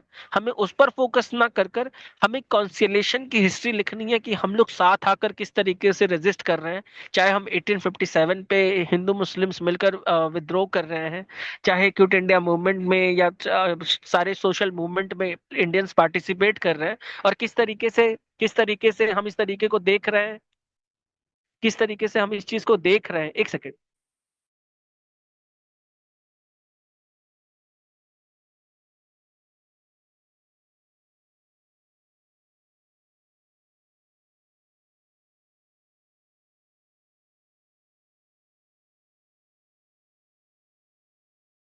हाँ सॉरी डिस्टरबेंस के लिए। हाँ, तो हम जिस तरीके से देख रहे हैं कि हम आइडिया ऑफ यूनिटी लेकर चल रहे हैं, तो हमें कॉन्सिलेशन की हिस्ट्री पर बात करनी होगी। और वो बात क्यों करनी है हमें कॉन्सिलेशन की हिस्ट्री पे, क्योंकि हम सामाजिक सामंजस्य के उद्देश्य को लेकर रखना चाह रहे हैं। और हिस्टोरियंस एक ऑटोनोमस एंटिटी नहीं हो सकते, वो स्टेट का पार्ट है, मॉडर्न स्टेट का पार्ट है। और हिस्ट्री स्टेट के पर्पस को सर्व करने के लिए लिखी जाती रही है लंबे वक्त तक, और हमेशा हिस्ट्री स्टेट के साथ एसोसिएटेड रही है। इसलिए हर स्टेट अपने पर्सपेक्टिव में या पावर एस्टेब्लिशमेंट में चेंज होने के बाद अलग फॉर्म ऑफ हिस्ट्री राइटिंग की बात करता है। एक इंपॉर्टेंट लॉजिक पक्ष की तरफ से ये होगा। दूसरा पक्ष की तरफ से लॉजिक ये होगा कि जो सारी मॉडर्न नेशन स्टेट्स का ऑब्जेक्टिव है, वो सबसे बड़ा इंपॉर्टेंट ऑब्जेक्टिव है सिटीजन्स कल्टीवेट करना और सिटीजन बनाना। और मॉडर्न स्टेट सिटीजन्स किस तरीके से बना सकते हैं? मॉडर्न स्टेट सिटीजन प्रोपेगेंडा के थ्रू बनाएंगे, डिस्कोर्स के थ्रू बनाएंगे, इंटेलेक्चुअल ट्रेडिशंस के थ्रू बनाएंगे, और इंपॉर्टेंटली एजुकेशन के थ्रू बनाएंगे। तो दूसरा पक्ष की तरफ से जो लॉजिक रहेगा कि जब हमें सिटीजन बनाने हैं और वो सिटीजन हमारी प्रेजेंट स्टेट ऑफ डेमोक्रेसी और present state of social relations को आगे बढ़ाने के लिए चलाने हैं, कि हमें एनार्किस्ट नहीं बनाने हैं, हमें वो लोग बनाने हैं जो हमारे स्टेट की स्थापित व्यवस्थाओं को और स्थापित ट्रेडिशंस को आगे ले जाएं और उन्हें वर्क कराएं, और उन पर आने वाले आगे चैलेंजेस को वो अच्छे तरीके से फेस करके उन पे चेंजेस लाएं।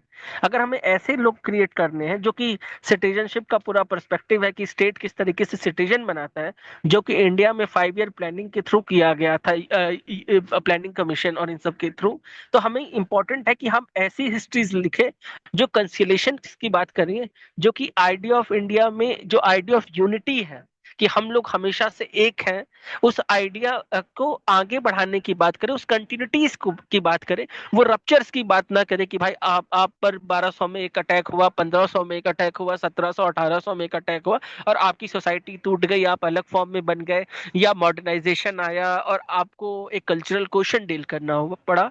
हिस्ट्री ये बात ना कर कर इस बात को करे। और ये बात क्यों कर रही है?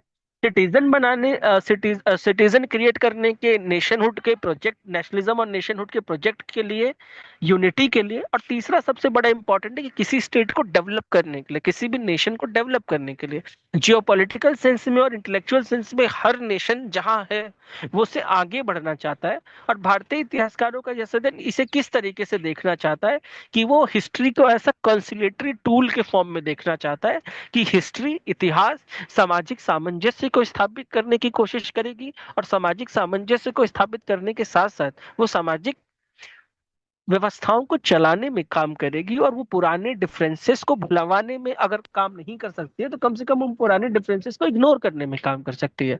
ये सबसे बड़ा इंपॉर्टेंट एक फैक्टर है जो हमें देखना है। और इसके साथ एक इंपॉर्टेंट फैक्टर जो हमें ये देखना है कि ये क्यों करना है, क्यों नहीं पुरानी हिस्ट्री को कुरेदा जाए, क्यों नहीं सारी पुरानी हिस्ट्री को जाना जाए, और क्यों नहीं हिसाब रखा जाए किस कम्युनिटी ने किसके खिलाफ क्या किया है, जो कि particularly right wing historians argue करते रहे हैं लंबे वक्त तक इंडिया में, अभी भी करते हैं।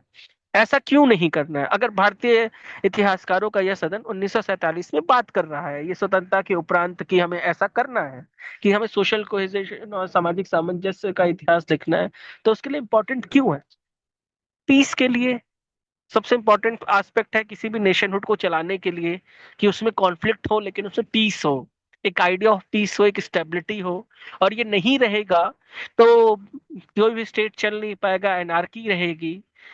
आप 1947 में हैं और आप इस बारे में बात कर रहे हैं कि 1526 में किसी ने आपका एक मंदिर तोड़कर वहां मस्जिद बना लिया, और आप 400 साल बाद उस पर लड़ रहे हैं, तो यूनिटी कैसे आएगी? या आप इस बात पर दुखी हैं कि भाई हम कमजोर थे पहले और 1100 में आकर हमें किसी ने हरा दिया और यहाँ पर दिल्ली सल्तनत बना ली, या 1500 में आकर कोई हम पे मुगल एम्पायर बना गया, या कोई हमारे बंगाल में ईस्टर्न बंगाल को 400-500 सालों के अंदर में 90% हिंदू पॉपुलेशन को 90% मुस्लिम पॉपुलेशन में कन्वर्ट कर गया। अगर आप इन ऐतिहासिक चीजों पर, या जिसे हिस्टोरिकल रॉन्ग्स कहा जाता है, अगर आप उन पर 800 साल बाद या 900 साल बाद डिबेट कर रहे हैं जो वो आइडियाज हुए हैं, अगर आप उन सब चीजों पर बात कर रहे हैं, तो ये एक बात पर हाईलाइट करवाएगा कि आप कितने इम्प्रैक्टिकल हैं, और उसके साथ साथ आपका जो आपका पूरा पॉलिटिकल अप्रोच है वो कितना ज्यादा नेव है कि आप इतनी पुरानी बातों पर लड़ रहे हैं। ये पक्ष आर्ग्यू कर सकता है इतिहासकारों के पर्सपेक्टिव से कि वो हिस्ट्री को स्टेट के साथ अलाइन करवा रहा है, और वो उसी तरीके से देख रहा है कि Indian council for historical research भी भारतीय सरकार और यूजीसी के पैसे से बन रही है, इंडियन हिस्ट्री कांग्रेस भी भारतीय सरकार के पैसों से बन रही है, इंडियन हिस्ट्री जो कि 47 के बाद यूनिवर्सिटीज में पढ़ाई जा रही है, सेंट्रल यूनिवर्सिटीज में पढ़ाई जा रही है, जिस पर लोग पीएचडी कर रहे हैं, वो सब सरकारी पैसों से हो रही है और सरकार के स्टेटेड ऑब्जेक्टिव के लिए हो रही है। पक्ष इन सारे लॉजिक को देगा कि मानता हुआ कि भारतीय इतिहासकारों का यह सदन इतिहास लेखन सामाजिक सामंजस्य के उद्देश्य को ध्यान में रखते हुए करना चाहिए या होना चाहिए। अब विपक्ष इस पे क्या बोलेगा? विपक्ष के पास सबसे ज्यादा इंपॉर्टेंट बात यह है, और इसमें डिबेट में एक बात समझने की जरूरत है कि कितने टाइप के हिस्टोरियंस होते हैं। जनरली 4 टाइप के इतिहासकार होते हैं। पहले एक होते हैं आइवरी टावर इंटेलेक्चुअल, जो history for sake of history लिख रहे हैं, प्योर इंटेलेक्चुअल प्रैक्टिस जिसे कहा जाता है, कि कोई अपनी क्यूरियोसिटीज को एक्सप्लेन कर रहा है, कोई अपनी क्यूरियोसिटीज को आगे देख रहा है, कोई अपनी इंटेलेक्चुअल क्यूरियोसिटीज को आगे देख रहा है, कोई किसी क्वेश्चन को फॉलो कर रहा है, कि for example Partha Chatterjee nationalism पे किताब लिख रहे हैं, नेशन मेकिंग को देख रहे हैं, तो वो इस चीज से कंसर्न नहीं है कि भाई मेरे किसी फैक्ट को बताने से देश टूट जाएगा या बचा रहेगा। वो इस चीज को देख रहे हैं कि हिस्ट्री राइटिंग आगे बढ़ रही है या नहीं बढ़ रही है। दूसरे सोशल हिस्टोरियंस होते हैं जो सोसाइटी को ध्यान में रखते हैं। तो जो पक्ष बात कर रहा है, पक्ष के जो हिस्टोरियंस है वो सोशल हिस्टोरियंस हैं, वो सोसाइटी को फोकस में रखकर बात कर रहे हैं, इसलिए जो हिस्ट्री लिखने की बात कर रहे हैं वो सोशल हिस्ट्री लिखने की बात कर रहे हैं। विपक्ष के जो इतिहासकार होंगे वो आइवरी टावर इंटेलेक्चुअल्स हैं, जो कि किसी भी हिस्टोरिकल स्कूल्स में सबसे प्रोमिनेंट होते हैं। आप किसी भी प्रोमिनेंट इंडियन हिस्टोरियंस को उठाकर देखिए, वो प्रोमिनेंटली आइवरी टावर इंटेलेक्चुअल्स हैं, चाहे वो रणजीत गुहा हो, चाहे वो पार्था चटर्जी हो, चाहे वो सुदीप्ता कविराज हो, चाहे वो रोमिला थापर हो, चाहे वो इरफान हबीब हो, चाहे वो सब्यसाची भट्टाचार्य हो, चाहे वो शेखर बंदोपाध्याय हो, चाहे वो उपिंदर सिंह हो, चाहे वो नैनजोत लहरी हो या कोई और हो। और इन सब का नाम मैंने इसलिए कहा है क्योंकि अलग अलग एस्पेक्ट ऑफ इंडियन हिस्ट्री में इन लोगों के इंपॉर्टेंट क्रिटिकल वर्क है जो इंटरवेंशंस के फॉर्म में आते हैं, जिन्होंने हिस्ट्री की समझ को और हिस्ट्री के देखने के तरीके को बदला है। तो सबसे बड़ी बात यह है कि विपक्ष किस कंटेक्स्ट में ये डिबेट कर रहा है। विपक्ष को ये समझना है कि विपक्ष आइवरी टावर इंटेलेक्चुअल्स के फॉर्म में डिबेट कर रहा है, जिसका उद्देश्य ये नहीं है कि हम इतिहास सामाजिक सामंजस्य के लिए लिखेंगे। उसका उद्देश्य है कि हम हिस्ट्री की प्रैक्टिस को उसके ट्रूएस्ट और प्योरेस्ट फॉर्म में करेंगे, और हम हिस्ट्री को करप्ट नहीं करेंगे, जो कि पक्ष कर रहा है। पक्ष कह रहा है कि आप सोशल कॉन्सिलेशन की हिस्ट्री लिखिए, उसे उद्देश्य में रखते हुए लिखिए, तो ये इंपॉर्टेंट चीजों को डिस्टॉर्ट कर रहा है और हटा रहा है। दूसरी बात, आइडिया ऑफ हिस्ट्री क्या है, हिस्टोरियन क्या है? हिस्ट्री ऐसा सब्जेक्ट बहुत पुराना नहीं है, 400-500 साल पहले हिस्ट्री ऐसा सब्जेक्ट के फॉर्म में इंट्रोड्यूस हुआ है। हिस्ट्री ऐसा फॉर्म में इंस्टीट्यूशंस बने हैं, आर्काइव्स बिल्ड हुए हैं, सोर्सेज डेवलप किए गए हैं, हिस्ट्री के लिए मेथोडोलॉजीज बनाई गई कि किस फॉर्म में आप रिसर्च करेंगे, किस फॉर्म में देखेंगे। तो सबसे इंपॉर्टेंट है कि विपक्ष को पता हो वो किस पर्टिकुलर हिस्टोरिकल माइंडसेट और किस पर्टिकुलर हिस्टोरियंस के व्यू का रिप्रेजेंटेशन है। दूसरी बात, सबसे इंपॉर्टेंट बात यहाँ पर यह है कि हिस्टोरियंस को जो आर्ग्यू करनी है विपक्ष के तौर पे, उन्हें डिस्टॉर्टेड हिस्ट्री के लिए आर्ग्यू करना है, और उन्हें कहना है कि अगर हम जो पक्ष में साहित्य इतिहासकार हैं, वो जिस तरीके से इतिहास लिखना चाहते हैं, अगर वो इतिहास लिखेंगे वो एक डिस्टॉर्टेड हिस्ट्री बनाएगा, जो कि इंडियन नेशन मेकिंग में भी हुआ है, और उससे ये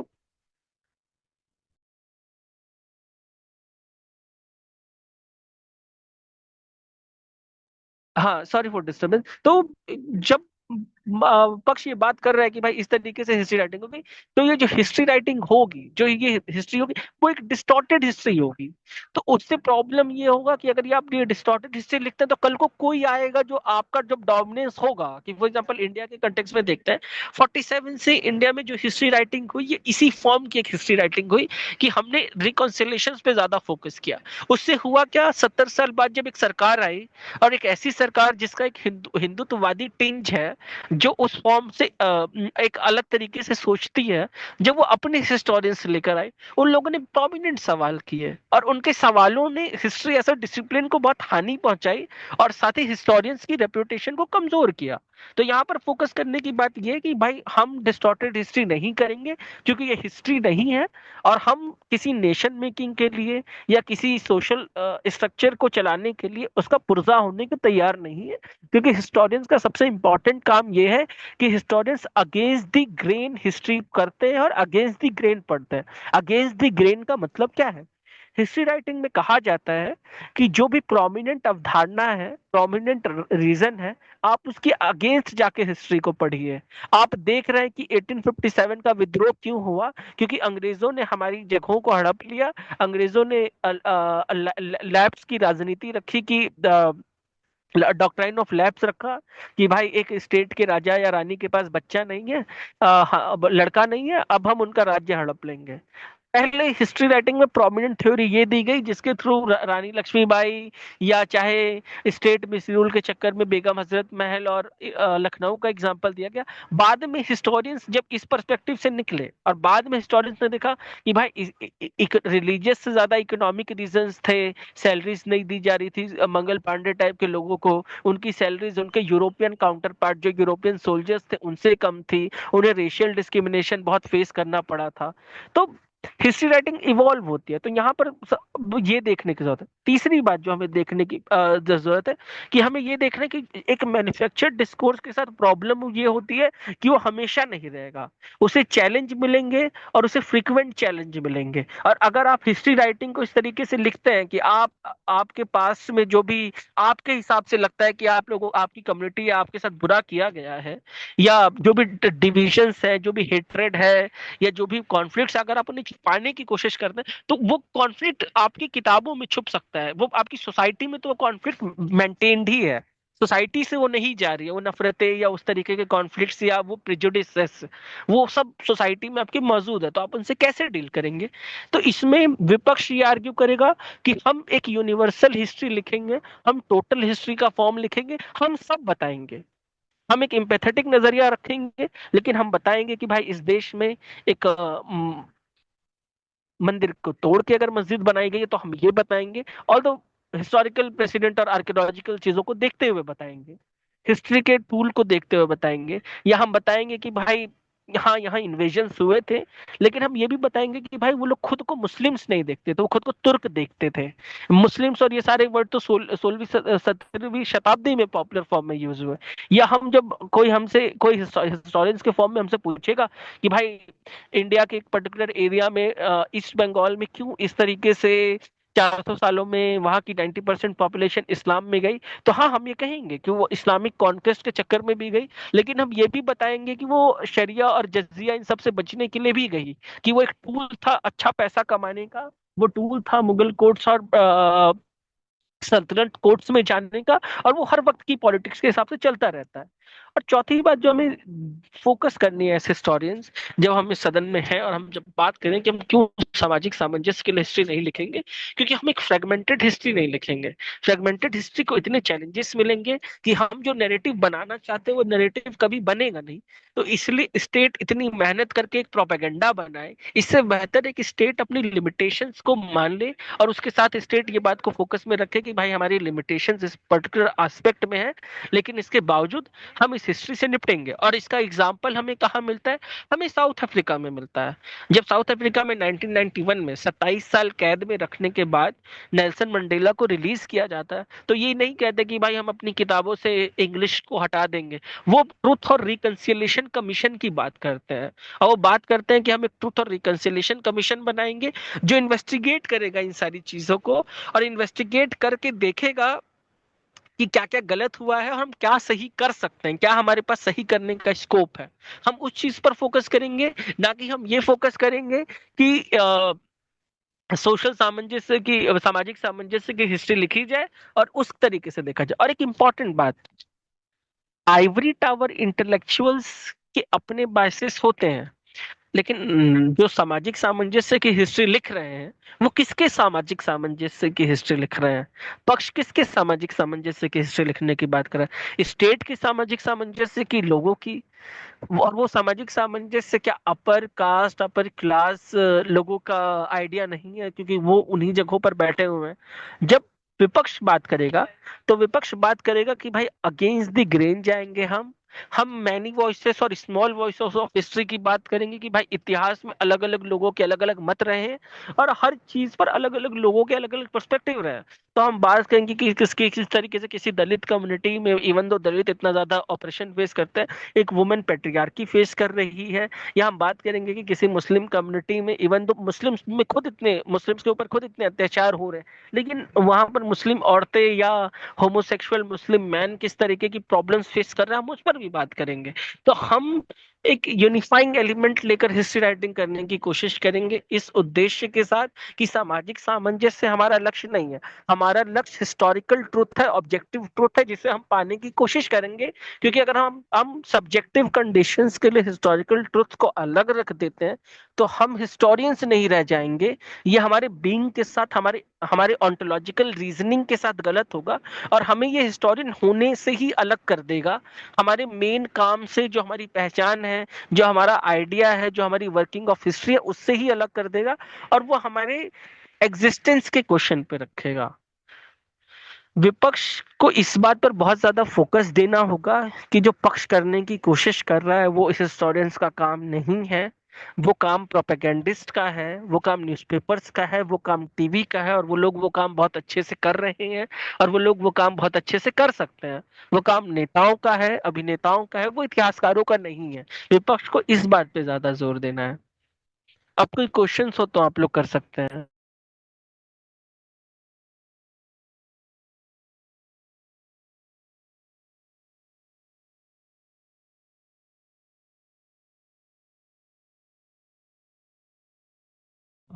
जी, किसी प्रकार का किसी के पास प्रश्न कोई, आप हैंड रेज कर दें।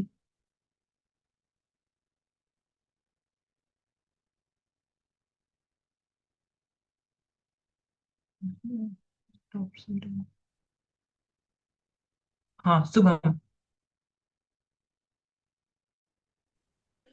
जी भैया, मैं पूछ रहा था कि जैसे भैया ने बताया कि जो हिस्टोरियंस लोग इस तरीके की अप्रोच को लेके रख सकते हैं कि अल्टर्ड हिस्ट्री लिखेंगे, तो उसमें जो विपक्ष है वो बोलेगा कि हिस्ट्री को अल्टर कर देना आपका काम नहीं है, हिस्टोरियंस की जो कोर है उससे ही भटक जाना। तो ऐसे में फिर पक्ष कोई और अप्रोच रख सकता है क्या?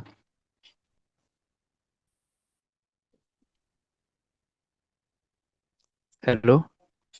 हाँ, आपको मेरी आवाज आ रही है शुभम? जी भैया। हाँ। अब अगर किसी का माइक ऑन है वो म्यूट कर ले। हाँ, तो इसमें पक्ष अपना सबसे इंपॉर्टेंट अप्रोच क्या रखेगा? पक्ष को ये रखना है, दो बातें हैं। विपक्ष का यहाँ अप्रोच क्लियर है कि उसको बताना है कि हिस्ट्री और बीइंग का जो पूरा आइडिया है कि भाई हम हिस्ट्री हिस्ट्री करने के लिए कर रहे हैं, उसका और कोई उद्देश्य नहीं हो सकता, वरना हिस्ट्री खुद कॉम्प्रोमाइज हो जाएगी। और वो ईएचकार या बाकी लोगों के फॉर्म में कि भाई फैक्ट कैसे बनते हैं, किसी कोई चीज हिस्ट्री कैसे होती है। अब जैसे इंडिया में एक इतिहास ट्रेडिशन चलता है, रामायण महाभारत वाला, लेकिन हम उसे हिस्ट्री नहीं मानते। हमारे हिस्टोरियंस उसे इतिहास मानते हैं कि जिसके बारे में हमें कोई कंक्लूसिव एविडेंस नहीं है, और हम देख रहे हैं कि वो चीजें कैसी हुई होंगी, किस फॉर्म में हुई होंगी, या छोटे फॉर्म में हुई और एग्जेजरेटेड फॉर्म में नरेट की गई, या ग्रैंड नरेटिव्स बना दिए गए जबकि वो लिटिल ट्रेडिशंस या लिटिल नरेटिव्स का पार्ट था। तो पक्ष की तरफ से जब ये डिबेट करनी है तो पक्ष को सबसे इंपॉर्टेंट बात ये करनी है कि हिस्ट्री और स्टेट का क्या रिलेशन है। हिस्ट्रीज नेशंस बनाती हैं। किसी भी नेशन के होने से पहले उसके नेशन की हिस्ट्री होती है। कि फॉर एग्जांपल, हम 200 साल कॉलोनाइज थे, हम अंग्रेजों के गुलाम थे, लेकिन हमारे यहाँ 1860s 1870s से इंडिया की हिस्ट्री लिखी जा रही थी, जो कि बात कर रही थी कि इंडिया नेशन इन मेकिंग है, और जब इंडिया नेशन बनेगा तो वो उस फॉर्म में असर्ट करेगा जो कि पूरा कॉलोनियल हिस्टोग्राफी को चैलेंज करती थी हमारी हिस्ट्री राइटिंग की। फॉर एग्जांपल, कैम्ब्रिज हिस्टोग्राफी हो गई, कॉलोनियल हिस्टोग्राफी हो गई, या इंपीरियल हिस्टोग्राफी हो गई, इन सब ने एक इंपॉर्टेंट आइडिया दिया कि अंग्रेजों के आने से पहले इंडिया का कोई आइडिया नहीं था, कोई नेशन नहीं था। नेशनलिस्ट हिस्ट्री ने इसे चैलेंज किया और कहा कि हमारे पास हमेशा एक geographical spiritual idea of nation था, इवन दो हमने उसे टेरिटोरियलाइज नहीं किया अच्छे फॉर्म में, और हमारी इनहेरेंट इंटरनल वीकनेस ने हमें इस फॉर्म में ला दिया कि हम कॉलोनाइज हो गए। तो यहाँ पर इंपॉर्टेंट ये है कि पक्ष को इस बात को हाईलाइट करना है बार बार कि हिस्ट्री का उद्देश्य क्या है। हिस्ट्री का एक उद्देश्य होगा, और वो स्टेट के साथ मिलकर एक स्टेट की हिस्ट्री बनाना होगा। कि फॉर एग्जांपल जो आर्काइव्स का पूरा काम है, आर्काइव सोशल प्रोडक्शन की यूनिट है, म्यूजियम्स है, स्टेट कोई भी म्यूजियम किस लिए बनाता है? उन म्यूजियम्स को सिटीजनशिप क्रिएट करने के लिए बनाया जाता है। या किसी भी फॉर्म की कोई बिल्डिंग है, कि फॉर एग्जांपल इतना ज्यादा विवाद क्यों होता है, इतनी पॉलिटिक्स क्यों है कि ताजमहल था या ताजो महल था, लाल किला है, लाल कोट था? क्योंकि जो प्रेवेलेंट पॉलिटिकल फॉर्म है वो अपना आइडिया देकर उन मॉन्यूमेंट से एक हिस्ट्री डिराइव करवा के लोगों को एक आभास देना चाहता है कि भाई हम एक unified shared cultural social political history में है, और इसे बचाना तुम्हारा काम है। कि फॉर एग्जांपल हम सब इतने विभिन्न लोग हैं, लेकिन हमारे देश में कोई आक्रमण हो तो ये बताना कि भाई ये आइडिया ऑफ इंडिया एक है, हमें ही इसे बचाना है। इन सब के लिए हिस्ट्री ऐसा सोशल प्रोटेक्शन का टूल है, और इस बात को पक्ष को बार बार हाईलाइट करना होगा कि हिस्ट्री के और भी उद्देश्य हो सकते हैं, लेकिन हम ये करेंगे। और दूसरा, हिस्टोरियंस को ये भी बात करनी होगी कि आप ये सवाल कर सकते हैं कि अच्छा, अगर विपक्ष चाह रहा है कि हम सामाजिक सामंजस्य नहीं लिखेंगे, तो विपक्ष किस तरीके से देख रहा है कि हिस्ट्री राइटिंग को परफेक्ट करने की कोशिश करेगा? वो किस अप्रोच में देखने की कोशिश करेगा? उनका ऑल्टरनेटिव आइडिया क्या है? मॉडल ना भी मांगना चाहे तो आप उनसे ऑल्टरनेटिव आइडिया मांग सकते हैं कि वो किस फॉर्म में देख रहे हैं कि भाई अगर आप सामाजिक सामंजस्य के लिए हिस्ट्री राइटिंग नहीं करेंगे तो आप किसके लिए हिस्ट्री राइटिंग करेंगे? और इसके पक्ष को एक इंपॉर्टेंट बात हाईलाइट करने की कोशिश ये करनी है, जो कि उन्हें याद रखना चाहिए, कि अगर आप हिस्ट्री राइटिंग सिर्फ हिस्ट्री राइटिंग करने के लिए करेंगे तो हिस्ट्रीज तो कभी पॉपुलर नहीं होंगी। आप लिखते रहिए पार्था चैटर्जी बनकर किताब, 10,000 से ज्यादा कॉपी कभी नहीं बिकेंगी, 5,000 की एक कॉपी आएगी और लोग कोई नहीं खरीदेगा। आपकी यूनिवर्सिटीज में रहेंगे कि आपके पीएचडी स्कॉलर्स और प्रोफेसर्स पढ़ रहे हैं, लोग नहीं पढ़ेंगे। तो इस चीज को, हिस्ट्री एज पॉपुलर कल्चर के आइडिया को, और history as lower intellectual tradition के फॉर्म में, कि लोअर कास्ट क्लासेस और लोअर स्पेक्ट्रम ऑफ सोसाइटी को हम उस तरीके से पॉपुलराइज करेंगे, इसलिए भी जरूरी है इन सारी चीजों को भी ध्यान में रखना है कि हिस्टोरियंस को पब्लिक से कनेक्ट करना है, पब्लिक इंटेलेक्चुअल का पूरा जो आइडिया है, या हिस्टोरियंस को आर्बिट्रर का फॉर्म करना है। कि फॉर एग्जांपल इंडिया में एक सिचुएशन थी जब बाबरी मस्जिद और राम मंदिर इशू चल रहा था, और प्रोमिनेंट राइट विंग इंटेलेक्चुअल्स का कहना था कि भाई ये तो मस्जिद नहीं थी, ये मंदिर ही थी, मंदिर को तोड़ के बनाएगा। तो इंडिया के प्रोमिनेंट जितने हिस्टोरियंस थे, चाहे रोमिला थापर हो, सतीश चंद्रा हो, विपान चंद्रा हो, आर एस शर्मा हो, या और भी लोग हों, इन लोगों ने एक बहुत बड़ी रिपोर्ट लिखी थी, हिस्टोरियंस रिपोर्ट टू नेशन। और वो क्या बताते हैं कि भाई हमें हिस्टोरिकल एविडेंस करके ये मिला है, यहाँ कोई मंदिर नहीं थी। बाद में उन रिपोर्ट्स को आर्कियोलॉजिस्ट के ग्रुप ने कॉन्ट्रडिक्ट कर दिया, और उन्हीं रिपोर्ट्स का अब इन्फ्लुएंस ज्यादातर है। तो हमें फोकस ये करना है कि हिस्टोरियंस का क्या टास्क है, क्या हिस्टोरियंस की कोई सोशल ऑब्जेक्ट रिस्पॉन्सिबिलिटीज हैं? पक्ष इस तरफ से डिबेट शुरू करेगा, और विपक्ष को आइडिया ऑफ हिस्ट्री से शुरू करनी है। ठीक है भैया। मतलब एक तरह से पक्ष जो है वो हिस्टोरियंस का जो सोसाइटी के थ्रू जो काम है, ड्यूटी है, वो हाईलाइट करेगा, और विपक्ष हिस्ट्री के साथ कोई अल्टरेशन ना हो उस चीज़ को बताने वाला है। ठीक है। हाँ। ठीक है भैया, धन्यवाद।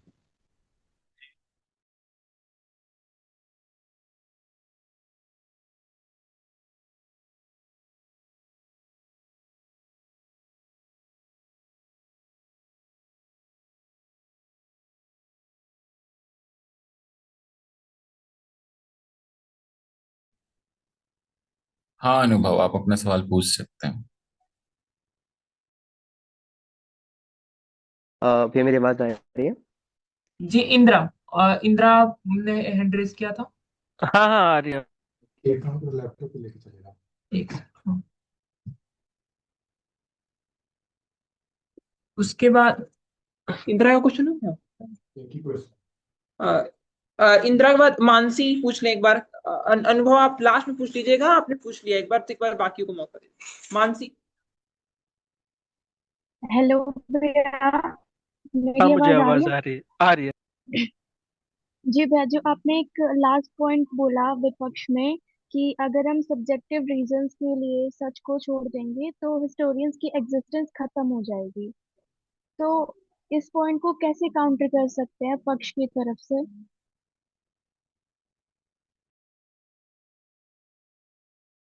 आपको मेरी आवाज आ रही है? भैया आपकी आवाज आ हाँ, रही है मुझे। ठीक है। तो इस पॉइंट को काउंटर करने के लिए कि अगर हम सब्जेक्टिविटी छोड़ देंगे, हिस्टोरियंस अपने हिस्टोरिकल सब्जेक्टिविटी तोड़ देंगे तो हिस्टोरियन नहीं रह जाएंगे। इसे पक्ष इस तरीके से काउंटर करेगा, लेकिन क्या हिस्ट्री नहीं रहेगी? हिस्ट्री तो रहेगी। और नए हिस्टोरियंस फिर से आ सकते हैं, और हिस्ट्री को अलग तरीके से देखा गया। फॉर एग्जांपल, मैं चीजों को कॉम्प्लिकेट ना करूं, तो हिस्ट्री में एक ट्रेडिशन है, return of grand narrative. Hayden white उसके प्रपोनेंट है। वो बात करते हैं कि हिस्टोरियंस को फैक्ट और फिक्शन के बीच में डिफर नहीं करना चाहिए, क्योंकि हिस्टोरियंस कभी बता नहीं सकते। ज्यादातर केसेस में, एवरीडे लाइफ के केसेस में जहां पर एविडेंस नहीं है, हिस्टोरियंस एक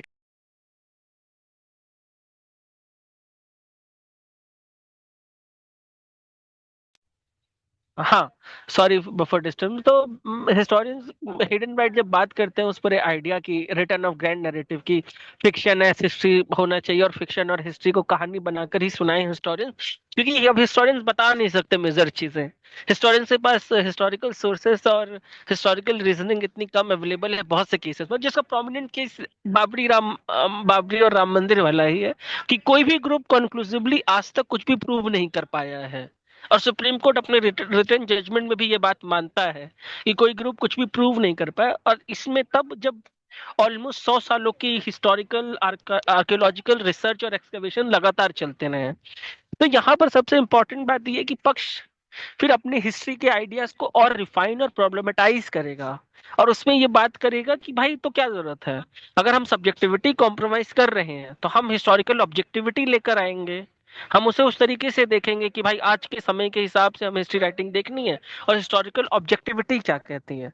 और उसके साथ ये बात भी इंपॉर्टेंट है कि हम एज हिस्टोरियंस, हमें ये बात भी देखनी होगी कि अगर हम अपनी सब्जेक्टिविटी कॉम्प्रोमाइज कर रहे हैं और हिस्टोरियंस नहीं भी रह जाते हैं, तो क्या हिस्टोरियंस एज अ प्रोफेशन नहीं रहेंगे, या हिस्टोरियन बाय एग्जिस्टेंस नहीं रहेंगे? हिस्टोरियंस बाय एग्जिस्टेंस तो रहेंगे ही, हिस्टोरियंस बाय प्रोफेशन और हिस्ट्री एज अ डिसिप्लिन खत्म हो सकती है।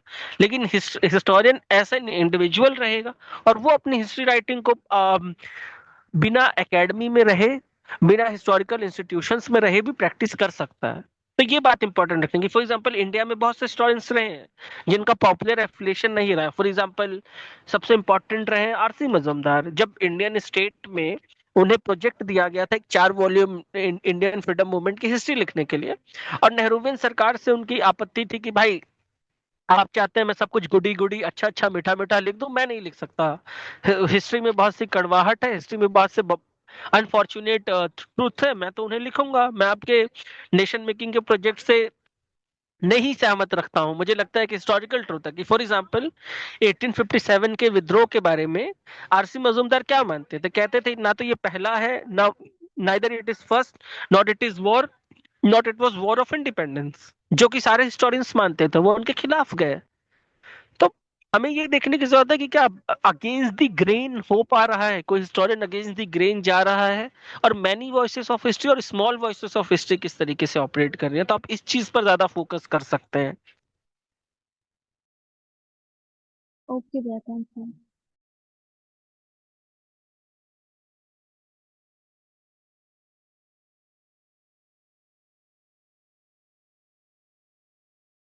अब अनुभव गौतम पूछ लें। आप सभी अपने प्रश्न थोड़े छोटे रखिए, आप हम अधिक से अधिक प्रश्न ले पाए। ठीक है, ठीक है, ठीक है, बिल्कुल। भैया, तो जो आपका एक पक्ष के लिए सवाल था कि जब हम हिस्ट्री लिखते हैं तो हिस्टोरियन का एज अ बीइंग उसकी आइडेंटिटी होती है। पर अगर हिस्ट्री के स्ट्रीम्स के अंदर भी मैं एक नेशनलिस्ट हूँ, या फिर मैं मार्क्सिस्ट हूँ, या फिर कुछ ऐसे थिंकर्स हो जो निगेशनिज्म वाली थी, मतलब निगेशनिज्म वाला कि जितने भी रॉन्ग डूइंग्स हुई हैं पर्टिकुलर एक धर्म के द्वारा दूसरे धर्म के ऊपर, उसको निगेट करके हम हिस्ट्री लिखेंगे। तो यहाँ पर इंसान अपनी उस लेंस वाली बीइंग को तो जस्टिफाई कर रहा है, भले कलेक्टिवली अपने आप को जस्टिफाई नहीं कर पा रहा। तो क्या यहाँ पर पक्ष काउंटर नहीं कर सकता कि मैं कलेक्टिव हिस्टोरियन मुझे क्यों देख रहे हो? मैं जिस स्ट्रीम से आता हूँ मैं उसको जस्टिफाई कर रहा हूँ। अगर मैं नेशनलिस्ट हूँ, मैं नेशनलिस्ट हिस्ट्री लिख रहा हूँ, तो वहां तो मैं अपने को जस्टिफाई कर पा रहा हूँ। और दूसरा सवाल यहाँ पर, क्योंकि इस डिबेट के फॉर्मेशन में लिखा हुआ है कि भारतीय स्वतंत्रता के उपरांत, तो इस पर्टिकुलर टर्म के वहां होने से कितना इम्पैक्ट पड़ता है डिबेट में? बिकॉज क्या जस्ट फॉर्मेशन के, मतलब जैसे 47 के बाद वाली डिस्कोर्स है कि नेशन बिल्डिंग वाली चीज है, या फिर अभी जो नेशन डेवलप हो रहा है उस समय का? बिकॉज इस वर्ड से क्या इम्पैक्ट पड़ सकता है, या फिर दोनों पक्ष इसको कैसे इस्तेमाल कर सकते हैं? मेरा यही सवाल था। ठीक है, अनुभव सबसे इम्पोर्टेंट यही है कि पूरी डिबेट का बर्डन ही वो है कि आप क्यों करना चाह रहे हैं, क्यों करना है आपको, सामाजिक सामंजस्य को ध्यान में रखते हुए लिखने की हिस्ट्री लिखनी है। अगर सब कुछ अच्छा होता तो फिर तो आप जो लिखना चाहिए लिखिए। कि जब सोसाइटीज स्ट्रांग होती है तो वो किसी भी बात पे इतना ऑफेंड नहीं होती है, लोग करते हैं अपना फ्रीडम ऑफ एक्सप्रेशन या फ्रीडम ऑफ इंटेलेक्चुअल ट्रेडिशंस को जस्टिफाई और एंगेज करते हैं। यहाँ सबसे इंपॉर्टेंट है कि उपरांत ज्यादा फोकस है, ये आपका सेकेंडरी बर्डन है। प्राइमरी बर्डन जब आप बात कर रहे हैं कि हिस्टोरियंस कह सकते हैं भाई मेरी एक इंडिविजुअल आइडेंटिटी है। प्रॉब्लम ये है कि history as an individual out outlook में उतना काम नहीं करता है। किसी भी हिस्टोरियन को दूसरे हिस्टोरियंस के वर्क के साथ एंगेज करना होगा। आप फॉर एग्जांपल किसी भी फेज की हिस्ट्री लिख रहे हैं, अब उसके साथ प्रॉब्लम ये होगी कि आप सारी रिसर्च आप खुद नहीं कर सकते। अगर आप इतने मेहनती हैं कि आप सारी रिसर्च खुद भी कर दें, तो आप एक ही व्यक्ति हैं। और अगर आप भारत के 50 सालों पे भी लिखना चाह रहे हैं, तो 50 सालों में आप जब लिखेंगे तो 50 अलग अलग एरियाज हैं, आर्ट है, कल्चर है, लिटरेचर है, पॉलिटिक्स है, इकोनॉमी है, सोसाइटी है, नेचर है, वाइल्ड लाइफ है, टेक्सटाइल्स है, और बाकी तरीके की जो कि सारे popular form of history writing है। और अगर आप एक हिस्ट्री लिखना चाह रहे हैं जिसमें आप सब कुछ बताना चाह रहे हैं, तो उसके लिए बहुत ऑब्वियस हो जाएगा कि आपको बाकी बाकी लोगों के वर्क के साथ एंगेज करना होगा। तो आपके साथ प्रॉब्लम मतलब किसी भी इंडिविजुअली वर्किंग हिस्टोरियन के साथ प्रॉब्लम हो जाएगी कि वो वर्किंग में इंडिविजुअल हो सकता है, लेकिन वो आइडिया में कलेक्टिव हिस्टोरियंस ही रहेगा, क्योंकि वो ग्रुप ऑफ हिस्टोरियंस के साथ हमेशा क्रिटिकली एंगेज कर रहा है। कि फॉर एग्जांपल मेरा जो रिसर्च थीम है, Hindu nationalism and working of Hindi literature in post colonial India, इसमें सबसे इंपॉर्टेंट चीज जो मैं ये देख रहा हूँ, इवन दो ये मेरा आइडिया है कि मुझे ये करना है, लेकिन एक ग्रुप ऑफ पर्टिकुलर स्कॉलर्स हैं जिन्हें मैं क्रिटिसाइज कर रहा हूँ, और एक ग्रुप ऑफ पर्टिकुलर स्कॉलर्स हैं जिनसे मैं इन्फ्लुएंस होकर देख रहा हूँ हिस्ट्री। इवन दो मैं अकेले काम कर रहा हूँ या मैं किसी एसोसिएशन से रिलेटेड नहीं हूँ, लेकिन by act of being thinking, जो सावरकर कहते थे, कि सावरकर का एक थॉट था कि Hindu becomes a Hindu by an act of violence. अगर उसे यहां से हटाकर आप इस तरीके से देखें, a historians become a historians by act of association, क्योंकि बिना एसोसिएट हुए आप हिस्ट्री लिख नहीं सकते हैं।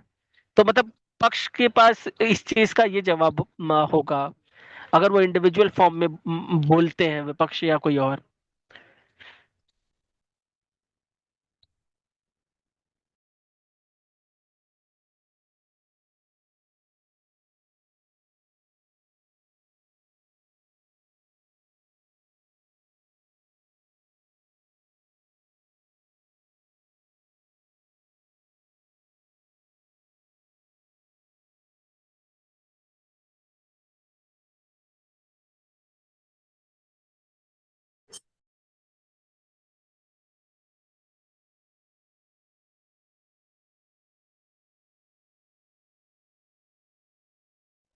अविनाश देखो, और भी हैंड रेस है, उन्हें कहो वो भी पूछे। नमस्ते भैया। अ, हाँ नमस्ते। भैया, पक्ष की तरफ से आपके तरफ से ये पॉइंट आ रहा था कि इंडिया इंडिया मतलब आइडिया ऑफ यूनिटी है, तो वो आइडिया ऑफ इंडिया है। तो उसके अंदर पक्ष में आपने ये दिया था कि किस तरीके से हम न्यू इंडिया बना रहे हैं, जिसकी वजह से हमें सामाजिक सामंजस्य बनाने के लिए ऐसी हिस्ट्री लिखनी होगी या फिर उन चीजों को इग्नोर करना होगा। लेकिन वहीं विपक्ष की तरफ से अगर ये पॉइंट आ सकता है कि idea of diversity, unity in diversity हो रहा है, और जिसमें हम बिना किसी सामाजिक सामाजिक सामंजस्य को बैठाए बिना हिस्ट्री को लिखते हैं, तो उससे हमें एक और स्ट्रॉन्ग चीज मिल जाती है कि यूनिटी इन डाइवर्सिटी का पॉइंट आता है। लोगों को ये दिमाग में आता है कि कितनी ज्यादा डाइवर्स हमारी चीजें रही हैं, लेकिन स्टिल हम एक यूनाइट रहे हैं। तो इसमें मुझे ये समझ नहीं आ रहा कि कौन सी चीज ज्यादा स्ट्रॉन्ग रहेगी लोगों के लिए, यूनिटी इन डाइवर्सिटी वाली या आइडिया ऑफ इंडिया वाली, like idea of unity, idea of India वाली। तो मैं किस तरीके से पक्ष में अगर होंगी तो इस चीज को काउंटर कर पाऊंगी। हाँ, पहली बात तो ये कि आपने मेरे लेक्चर को शायद अलग फॉर्म में समझ लिया। मैं वो नहीं बोल रहा था। आइडिया ऑफ इंडिया हो या आइडिया ऑफ डाइवर्सिटी हो, दोनों यूनिटी को बढ़ाने के लिए काम कर रहे हैं, तो दोनों एक ही साथ हैं, वो अपोनेंट फॉर्म में नहीं है जैसा आप इसे देखने की कोशिश कर रहे हैं डिबेट में। फॉर एग्जांपल, जब इंडियन स्टेट प्रमोट कर रहा था इन आइडियाज को, वो साथ में प्रमोट कर रहा था आइडिया ऑफ यूनिटी और यूनिटी इन डाइवर्सिटी। हम जब बात करें कि हम सामाजिक सामंजस्य को ध्यान में रखते हुए हिस्ट्री लिखेंगे, तो हम ये नहीं कह रहे कि हम डाइवर्स हिस्ट्री नहीं लिखेंगे। इंडिया इतना डाइवर्स खुद है कि आप कोई भी फॉर्म ऑफ हिस्ट्री लिखेंगे, आप भले ही कुछ ग्रुप्स को इग्नोर करेंगे, वो अपने आप में diverse form of history writing खुद ही हो जाएगी। हम यहाँ बात ये करेंगे, क्या हम कॉन्फ्लिक्ट की बात करेंगे या नहीं करेंगे। और अगर हम कॉन्फ्लिक्ट की बात भी करते हैं तो हम उनका उद्देश्य क्या रखेंगे। फॉर एग्जाम्पल, मैं इसका एग्जाम्पल देता हूँ। 1921 में इंडिया में एक जगह है मोपला, वहां पे दंगे होते हैं। और ये वही वक्त था जब गांधी का नॉन कॉपरेशन मूवमेंट चल रहा था, और वहां पे काफी ज्यादा जो टेनेंट्स थे, काफी ज्यादा किसान थे, वो मुस्लिम्स थे। और उनके जो लैंड ओनर्स थे, जमींदार थे, वो हिंदू थे। और गांधी के नॉन कॉपरेशन आंदोलन से प्रेरित होकर कि भाई अंग्रेजों से या शोषण के तंत्र से आपको कॉपरेट नहीं करना चाहिए, उनके साथ सहयोग नहीं करना चाहिए, आप असहयोग कीजिए। और गांधी से प्रेरित करके उन लोगों ने वहां दंगे किए, उनकी हत्याएं की। तो अब इसका इंटरप्रिटेशन क्या होगा। इसका जो कम्युनल हिस्टोरियंस ने या राइट विंग हिस्टोरियंस ने इसका इंटरप्रिटेशन दिया, उनका सिंपल इंटरप्रिटेशन था, या जो अर्ली फेज का इंटरप्रिटेशन था इस इंसिडेंट का, वो ये था कि देखो भाई, मुसलमान हिंदुओं से नफरत करते हैं, मुसलमानों ने हिंदुओं को मार दिया। अब मार्क्सिस्ट हिस्टोरियंस ने इसे किस तरीके से देखा।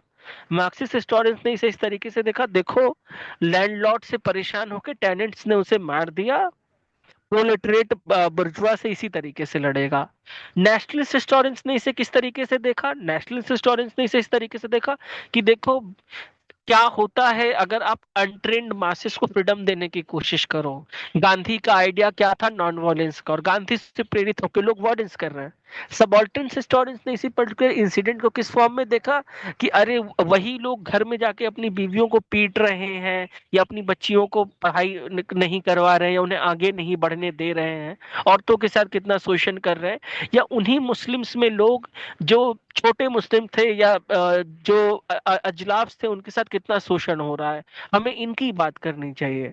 तो सबने डाइवर्स बातें की हैं, लेकिन यहाँ फोकस ये रखना चाहिए कि यूनिटी वाली हिस्ट्री की बात करें जब हम, तो हमें फोकस ये रखना चाहिए कि पक्ष या विपक्ष को ये बात रखनी चाहिए कि आइडिया ऑफ यूनिटी और idea of unity and diversity दोनों एक ही सेम सेट में फॉल कर रहा है, वो अपोनेंट फॉर्म में नहीं है। ये एक इंपॉर्टेंट बात है जिसे फोकस करने की जरूरत है। इसे कंफ्यूज मत कीजिए कि ये दोनों अलग अलग फॉर्म में है, कि अगर आप सामाजिक सामंजस्य के साथ हिस्ट्री लिखेंगे तो वो होमोजेनियस हिस्ट्री होगी। नहीं, वो होमोजेनियस हिस्ट्री नहीं होगी, वो अपने आप में ही डाइवर्स रहेगी, क्योंकि आप बात ही बाकी लोगों की कर रहे हैं ना। आप सामाजिक सामंजस्य बनाते ही डाइवर्स सोसाइटीज में है। अगर सब एक जैसे हैं तो कोई, तो फिर तो दिक्कत ही नहीं आने वाली है। वो बात के फेजेस में आती है, इनिशियल फेजेस में तो नहीं आते। इस चीज को आप ध्यान पे रखिए।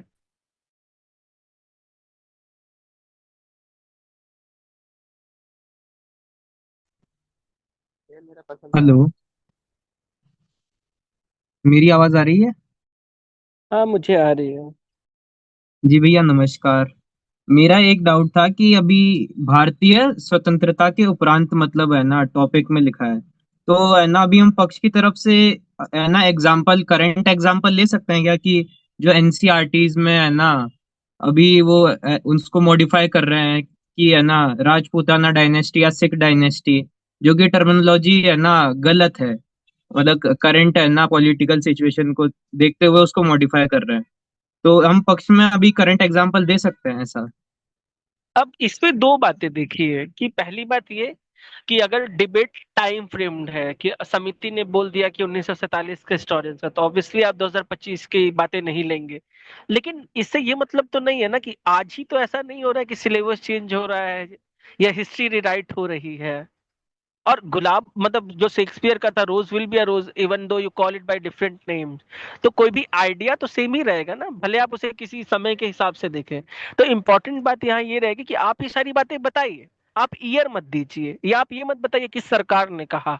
आप इसे इस तरीके से कहिए कि अगर आप सामाजिक सामंजस्य की हिस्ट्री लिखेंगे तो आप बोलेंगे आप अगर हम आज ये बोल दें कि भाई हड़प्पा के लोग हिंदू थे क्योंकि हमें उनके पास शिवा का पैलेस मिला है, या हमें ग्रेट बाथ मिला है, या हमें वहां पर पशुपति सील मिली है जिसमें एक आदमी है जो कि जानवरों के साथ है, पशुपति है, लॉर्ड ऑफ एनिमल्स है। तो आप ये मत बोलिए कि आज की सरकार ये कर रही है, आप ये बोलिए अगर हम ये सब करेंगे तो हम हिस्ट्री को तो डिस्टॉर्ट ही कर रहे हैं, जो कि गलत है। तो आप कहिए कोई चीज गलत है, लेकिन आप उसके साथ कोई टाइम मत दीजिए, या आप उसके साथ ये मत दीजिए कि ये किसी पर्टिकुलर ग्रुप के द्वारा किया जा रहा है। आप उससे आइडियाज के फॉर्म पे बात कीजिए, या दूसरा आप उससे पुराने एग्जाम्पल ढूंढने की कोशिश कीजिए कि कहिए कि आप भाई फॉर एग्जाम्पल ब्रिटेन में आयरिश हिस्ट्री किस तरीके से पढ़ाई जा रही है, या कहीं पे भी हिस्ट्री किसी भी तरीके से पढ़ाई जा रही है। आप ऐसे एग्जाम्पल दे सकते हैं, या प्रेजेंट के भी एग्जाम्पल दीजिए, लेकिन आप उन पर नाम मत दीजिए कि आपका विपक्ष समझ जाए कि भाई ये तो अभी की बात कर रहा है। या आप ये मत कहिए कि एनसीईआरटी चेंज हो जाए, आपकी टेक्स्ट बुक तो हमेशा से चेंज होती रही है। कि फॉर एग्जांपल जैसे इंडिया के केस में बात है कि अगर आपको लग रहा हो कि भाई ये सरकारी टेक्स्ट बुक चेंज कर रही है, तो इंडिया में पहली बार जो टेक्स्ट बुक चेंज की गई है वो 1948-49 में ही था। उसके बाद 1977 में चेंज की गई है, उसके बाद 1999 में की गई है, और अभी 2-3 बार की गई है। तो ये लॉन्ग टर्म प्रोसेस है, ये हर सरकार करती है, हर स्टेट की सरकार कर रही है। तो इन चीजों को ध्यान में रखिए। ये मेरा क्वेश्चन था, जब हम हिस्ट्री को सामंजस्यपूर्ण लिखेंगे अंशु। तो hello, I am audible? Yes, you are audible. हाँ हाँ, पूछ लो। सामंजस्यपूर्ण लिखेंगे तब कुछ लोग जिनके ऊपर शोषण या दमन हुआ है वो बाद में सामंजस्यपूर्ण हिस्ट्री पढ़ेंगे तो उनको तो ऐसा लगेगा कि ये तो हमारे साथ इनजस्टिस हो रहा है और सत्य तो ये लिखा ही नहीं है, तो उसको कैसे वो डिफाइन कर पाएंगे, उससे कैसे ओवरकम हो पाएंगे? एक बार अच्छे से थोड़ा तेज आवाज में बोलिए, आपका सवाल मुझे क्लियर नहीं हुआ है। ओके भैया, ओके। जैसे हम सामंजस्यपूर्ण हिस्ट्री लिख देंगे तो उसके बाद कोई उसे पढ़ेगा तो उसे तो ये लगेगा ना कि हमारा जो दमन हुआ था मतलब हिस्ट्री में, उसे छुपाया जा रहा है। और फिर वो सोशल जस्टिस कैसे मिल पाएगा, वो ट्रूथ को कैसे फाइंड कर पाएंगे कि हमारे पास हमारे पीछे पहले तो दमन दमन हुआ है, अब सोसाइटी और स्टेट मिलके हमारे उस चीज को छुपा रहे हैं, हमें मार्जिनलाइज करने की कोशिश कर रहे हैं। हाँ, ये हमेशा ही होगा। इसलिए ही तो इस फॉर्म का जो हिस्ट्री राइटिंग था, अब वो कहीं पे भी प्रिविलेंट नहीं है। कहीं पे भी कोई स्टेट ये नहीं चाहता कि भाई हम ऐसी तरीके की हिस्ट्री लिखें जो कि अनपॉपुलर हो, और बाद में फॉर एग्जांपल इंडिया में जो प्रेजेंट पूरा हिस्टोरियंस 1980s और 90s में बहुत हैरान थे कि ऐसा क्या हो रहा है कि हिस्ट्रीज में अब इतना एनोमलीज आ रहा है। या फॉर एग्जांपल आज के हिस्टोरियंस काफी परेशान है कि इतना रिसेंट सावरकर पर इतना इंटरेस्ट क्यों ले रहे हैं लोग, कि सावरकर की पॉपुलैरिटी आज गांधी से ज्यादा हो रही है, सारे इंटेलेक्चुअल सावरकर पर बात करना चाह रहे हैं, या सावरकर का आइडिया इतना ज्यादा प्रिविलेंट फॉर्म में आ रहा है, किसी भी अंबेडकर का हो गया या किसी की भी बाद में हीरो वर्शिप हो रही है, क्यों हो रही है। तो इसके लिए हमें जरूरी है कि हम ऐसी चीजें ना करें। लेकिन अगर आप डिबेट में बात करें तो आपको डिबेट में उस तरीके के टाइम फ्रेम में देना होगा और कहना होगा कि ये लेसर इविल है, हमारे लिए जरूरी है, नहीं तो हम नहीं रहेंगे। और इसे आप दूसरे एग्जाम्पल्स के साथ कंटेक्चुअलाइज कर कर कहिए। आप कहिए कि पाकिस्तान में देखिए वो जिस तरीके की हिस्ट्री पढ़ा रहे थे, उन्होंने बंगालीज को कोई स्पेस नहीं दिया अपनी टेक्स्ट बुक्स में, बंगाली रिवोल्यूशनरीज और बाकी लोगों को स्पेस नहीं दिया। तो जब इस पाकिस्तान लैंग्वेज के इशू पर डिवाइड होता है तो हिस्ट्री के इशू पर भी डिवाइड होता है। या आप श्रीलंका की बात कीजिए कि सिन्हालीज ने जिस तरीके से अपना डोमिनेशन किया लैंग्वेज के अलावा, वो हिस्ट्री कल्चर में भी कर रहे हैं, वो तमिल्स को स्पेस नहीं दे रहे हैं, तो उनके यहाँ 40 साल एक सिविल वॉर खिंच रहा है। या आप नेपाल की बात कीजिए कि वहां पे किस तरीके से मीती और बाकी लोग हैं जो दूसरे लोअर ग्रुप्स को कोई पार्ट नहीं लेने दे रहे हैं, और वही पार्ट है जो वो लोअर ग्रुप्स हैं जो थापाज और इन सब की प्रोमिनेंस को तोड़ते हैं और बाद में 7 डेमोक्रेटिक पार्टीज या अलायंस बनाते हैं जो बाद में डेमोक्रेसी लाता है। तो इन सारी चीजों को देखिए, या इन एग्जाम्पल्स को देखिए, और ये बताता है कि हमें ये सब नहीं करना है, क्योंकि बाद में जो कॉन्शियसनेस आएगी वो वेपन की तरह से यूज होगी। और इसलिए विपक्ष यहाँ ये कहेगा कि भाई हमारे जरूरी है कि हम आज ही ये बात बता दें कि भाई हम एक चीज ये स्टैब्लिश करने की कोशिश करें। फॉर एग्जांपल, इंडिया में एक हिस्टोरियन है रामचंद्र गुहा। उनका ये मानना है कि अगर हमने 47 में ही यहाँ के लोगों को बता दिया होता कि हाँ भाई देखो, तुम्हारे मंदिर तोड़े गए, मुस्लिम आक्रांता तुम्हारे यहाँ आए, तो आज हमारे यहाँ ये सारी डिबेट नहीं होती, कॉन्फ्लिक्ट नहीं होता, हमारे यहाँ इतने हिंदू मुस्लिम दंगे नहीं होते। और इस पे राम गुहा का मानना ये कि भाई बताइए कि कल जो पुराना मुसलमान था, जो तबका मुसलमान था, उसका आज के मुसलमान से कोई लेना देना नहीं है। आप ये सब ना बताकर आज के मुस्लिम्स पे ये बर्डन डाल रहे हैं कि वो 1200 साल पहले 1200 में कौन आया, 1500 में कौन आया, और वो उन्हें डिफेंड करें। इससे बेहतर होगा कि आप ये क्लियर रखें कि भाई हम एक डेडलाइन ले रहे हैं, हम 1947 को डेडलाइन के फॉर्म में ले रहे हैं, और इसके बाद जो प्रॉब्लम्स आएंगी हम उनसे डील करेंगे। लेकिन उससे पहले जो हुआ है, क्योंकि एक लीगैलिटी नहीं थी ना, आप किसी को 1947 से पहले उसने कुछ भी किया उसे कैसे पनिश कर देंगे। इसलिए ही तो इंडियन स्टेट ने आरएसएस जैसे ऑर्गेनाइजेशन जिनका colonial movement, anti colonial movement में कोई कंट्रीब्यूशन नहीं था, अंबेडकर राइट एसोसिएशन जिनका कोई फ्रीडम मूवमेंट में योगदान नहीं था, या बाकी ऑर्गेनाइजेशन को इसीलिए प्रोसिक्यूट नहीं किया, या इसीलिए उन्हें किसी भी फॉर्म में प्रबल नहीं किया। क्यों? क्योंकि इंडियन स्टेट का मानना था कि भाई हमें एक टाइम फ्रेम देना होगा, और उसी फॉर्म में आप भी कंटेक्चुअलाइज कीजिए और उस तरीके से देखिए।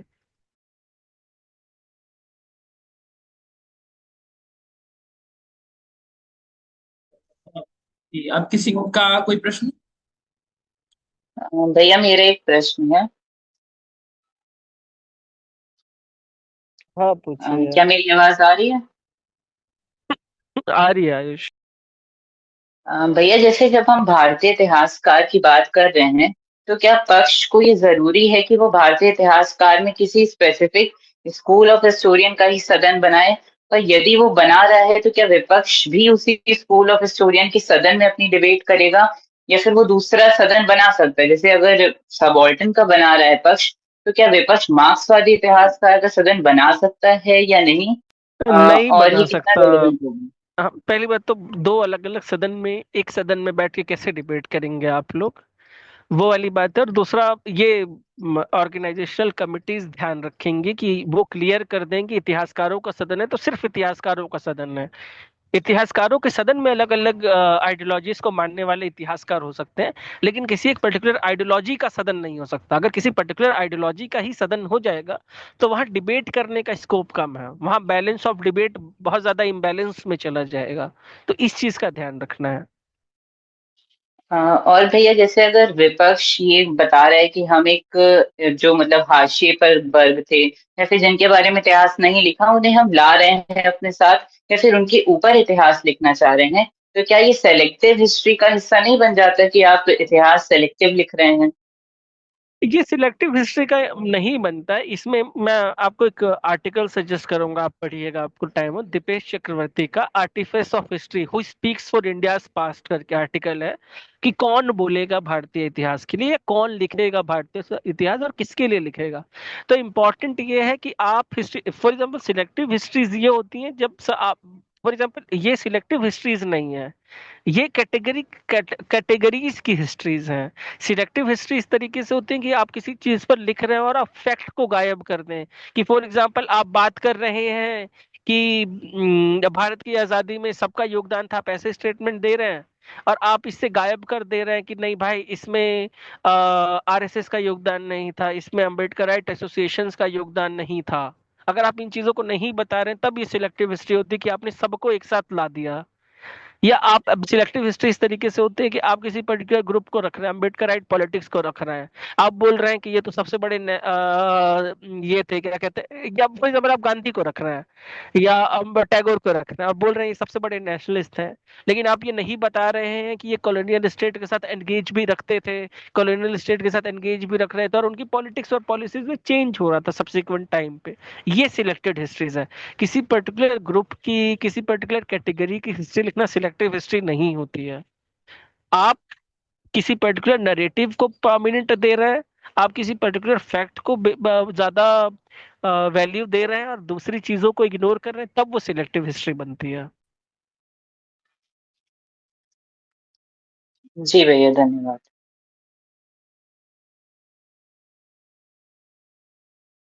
जी, किसी के पास कोई प्रश्न शेष है?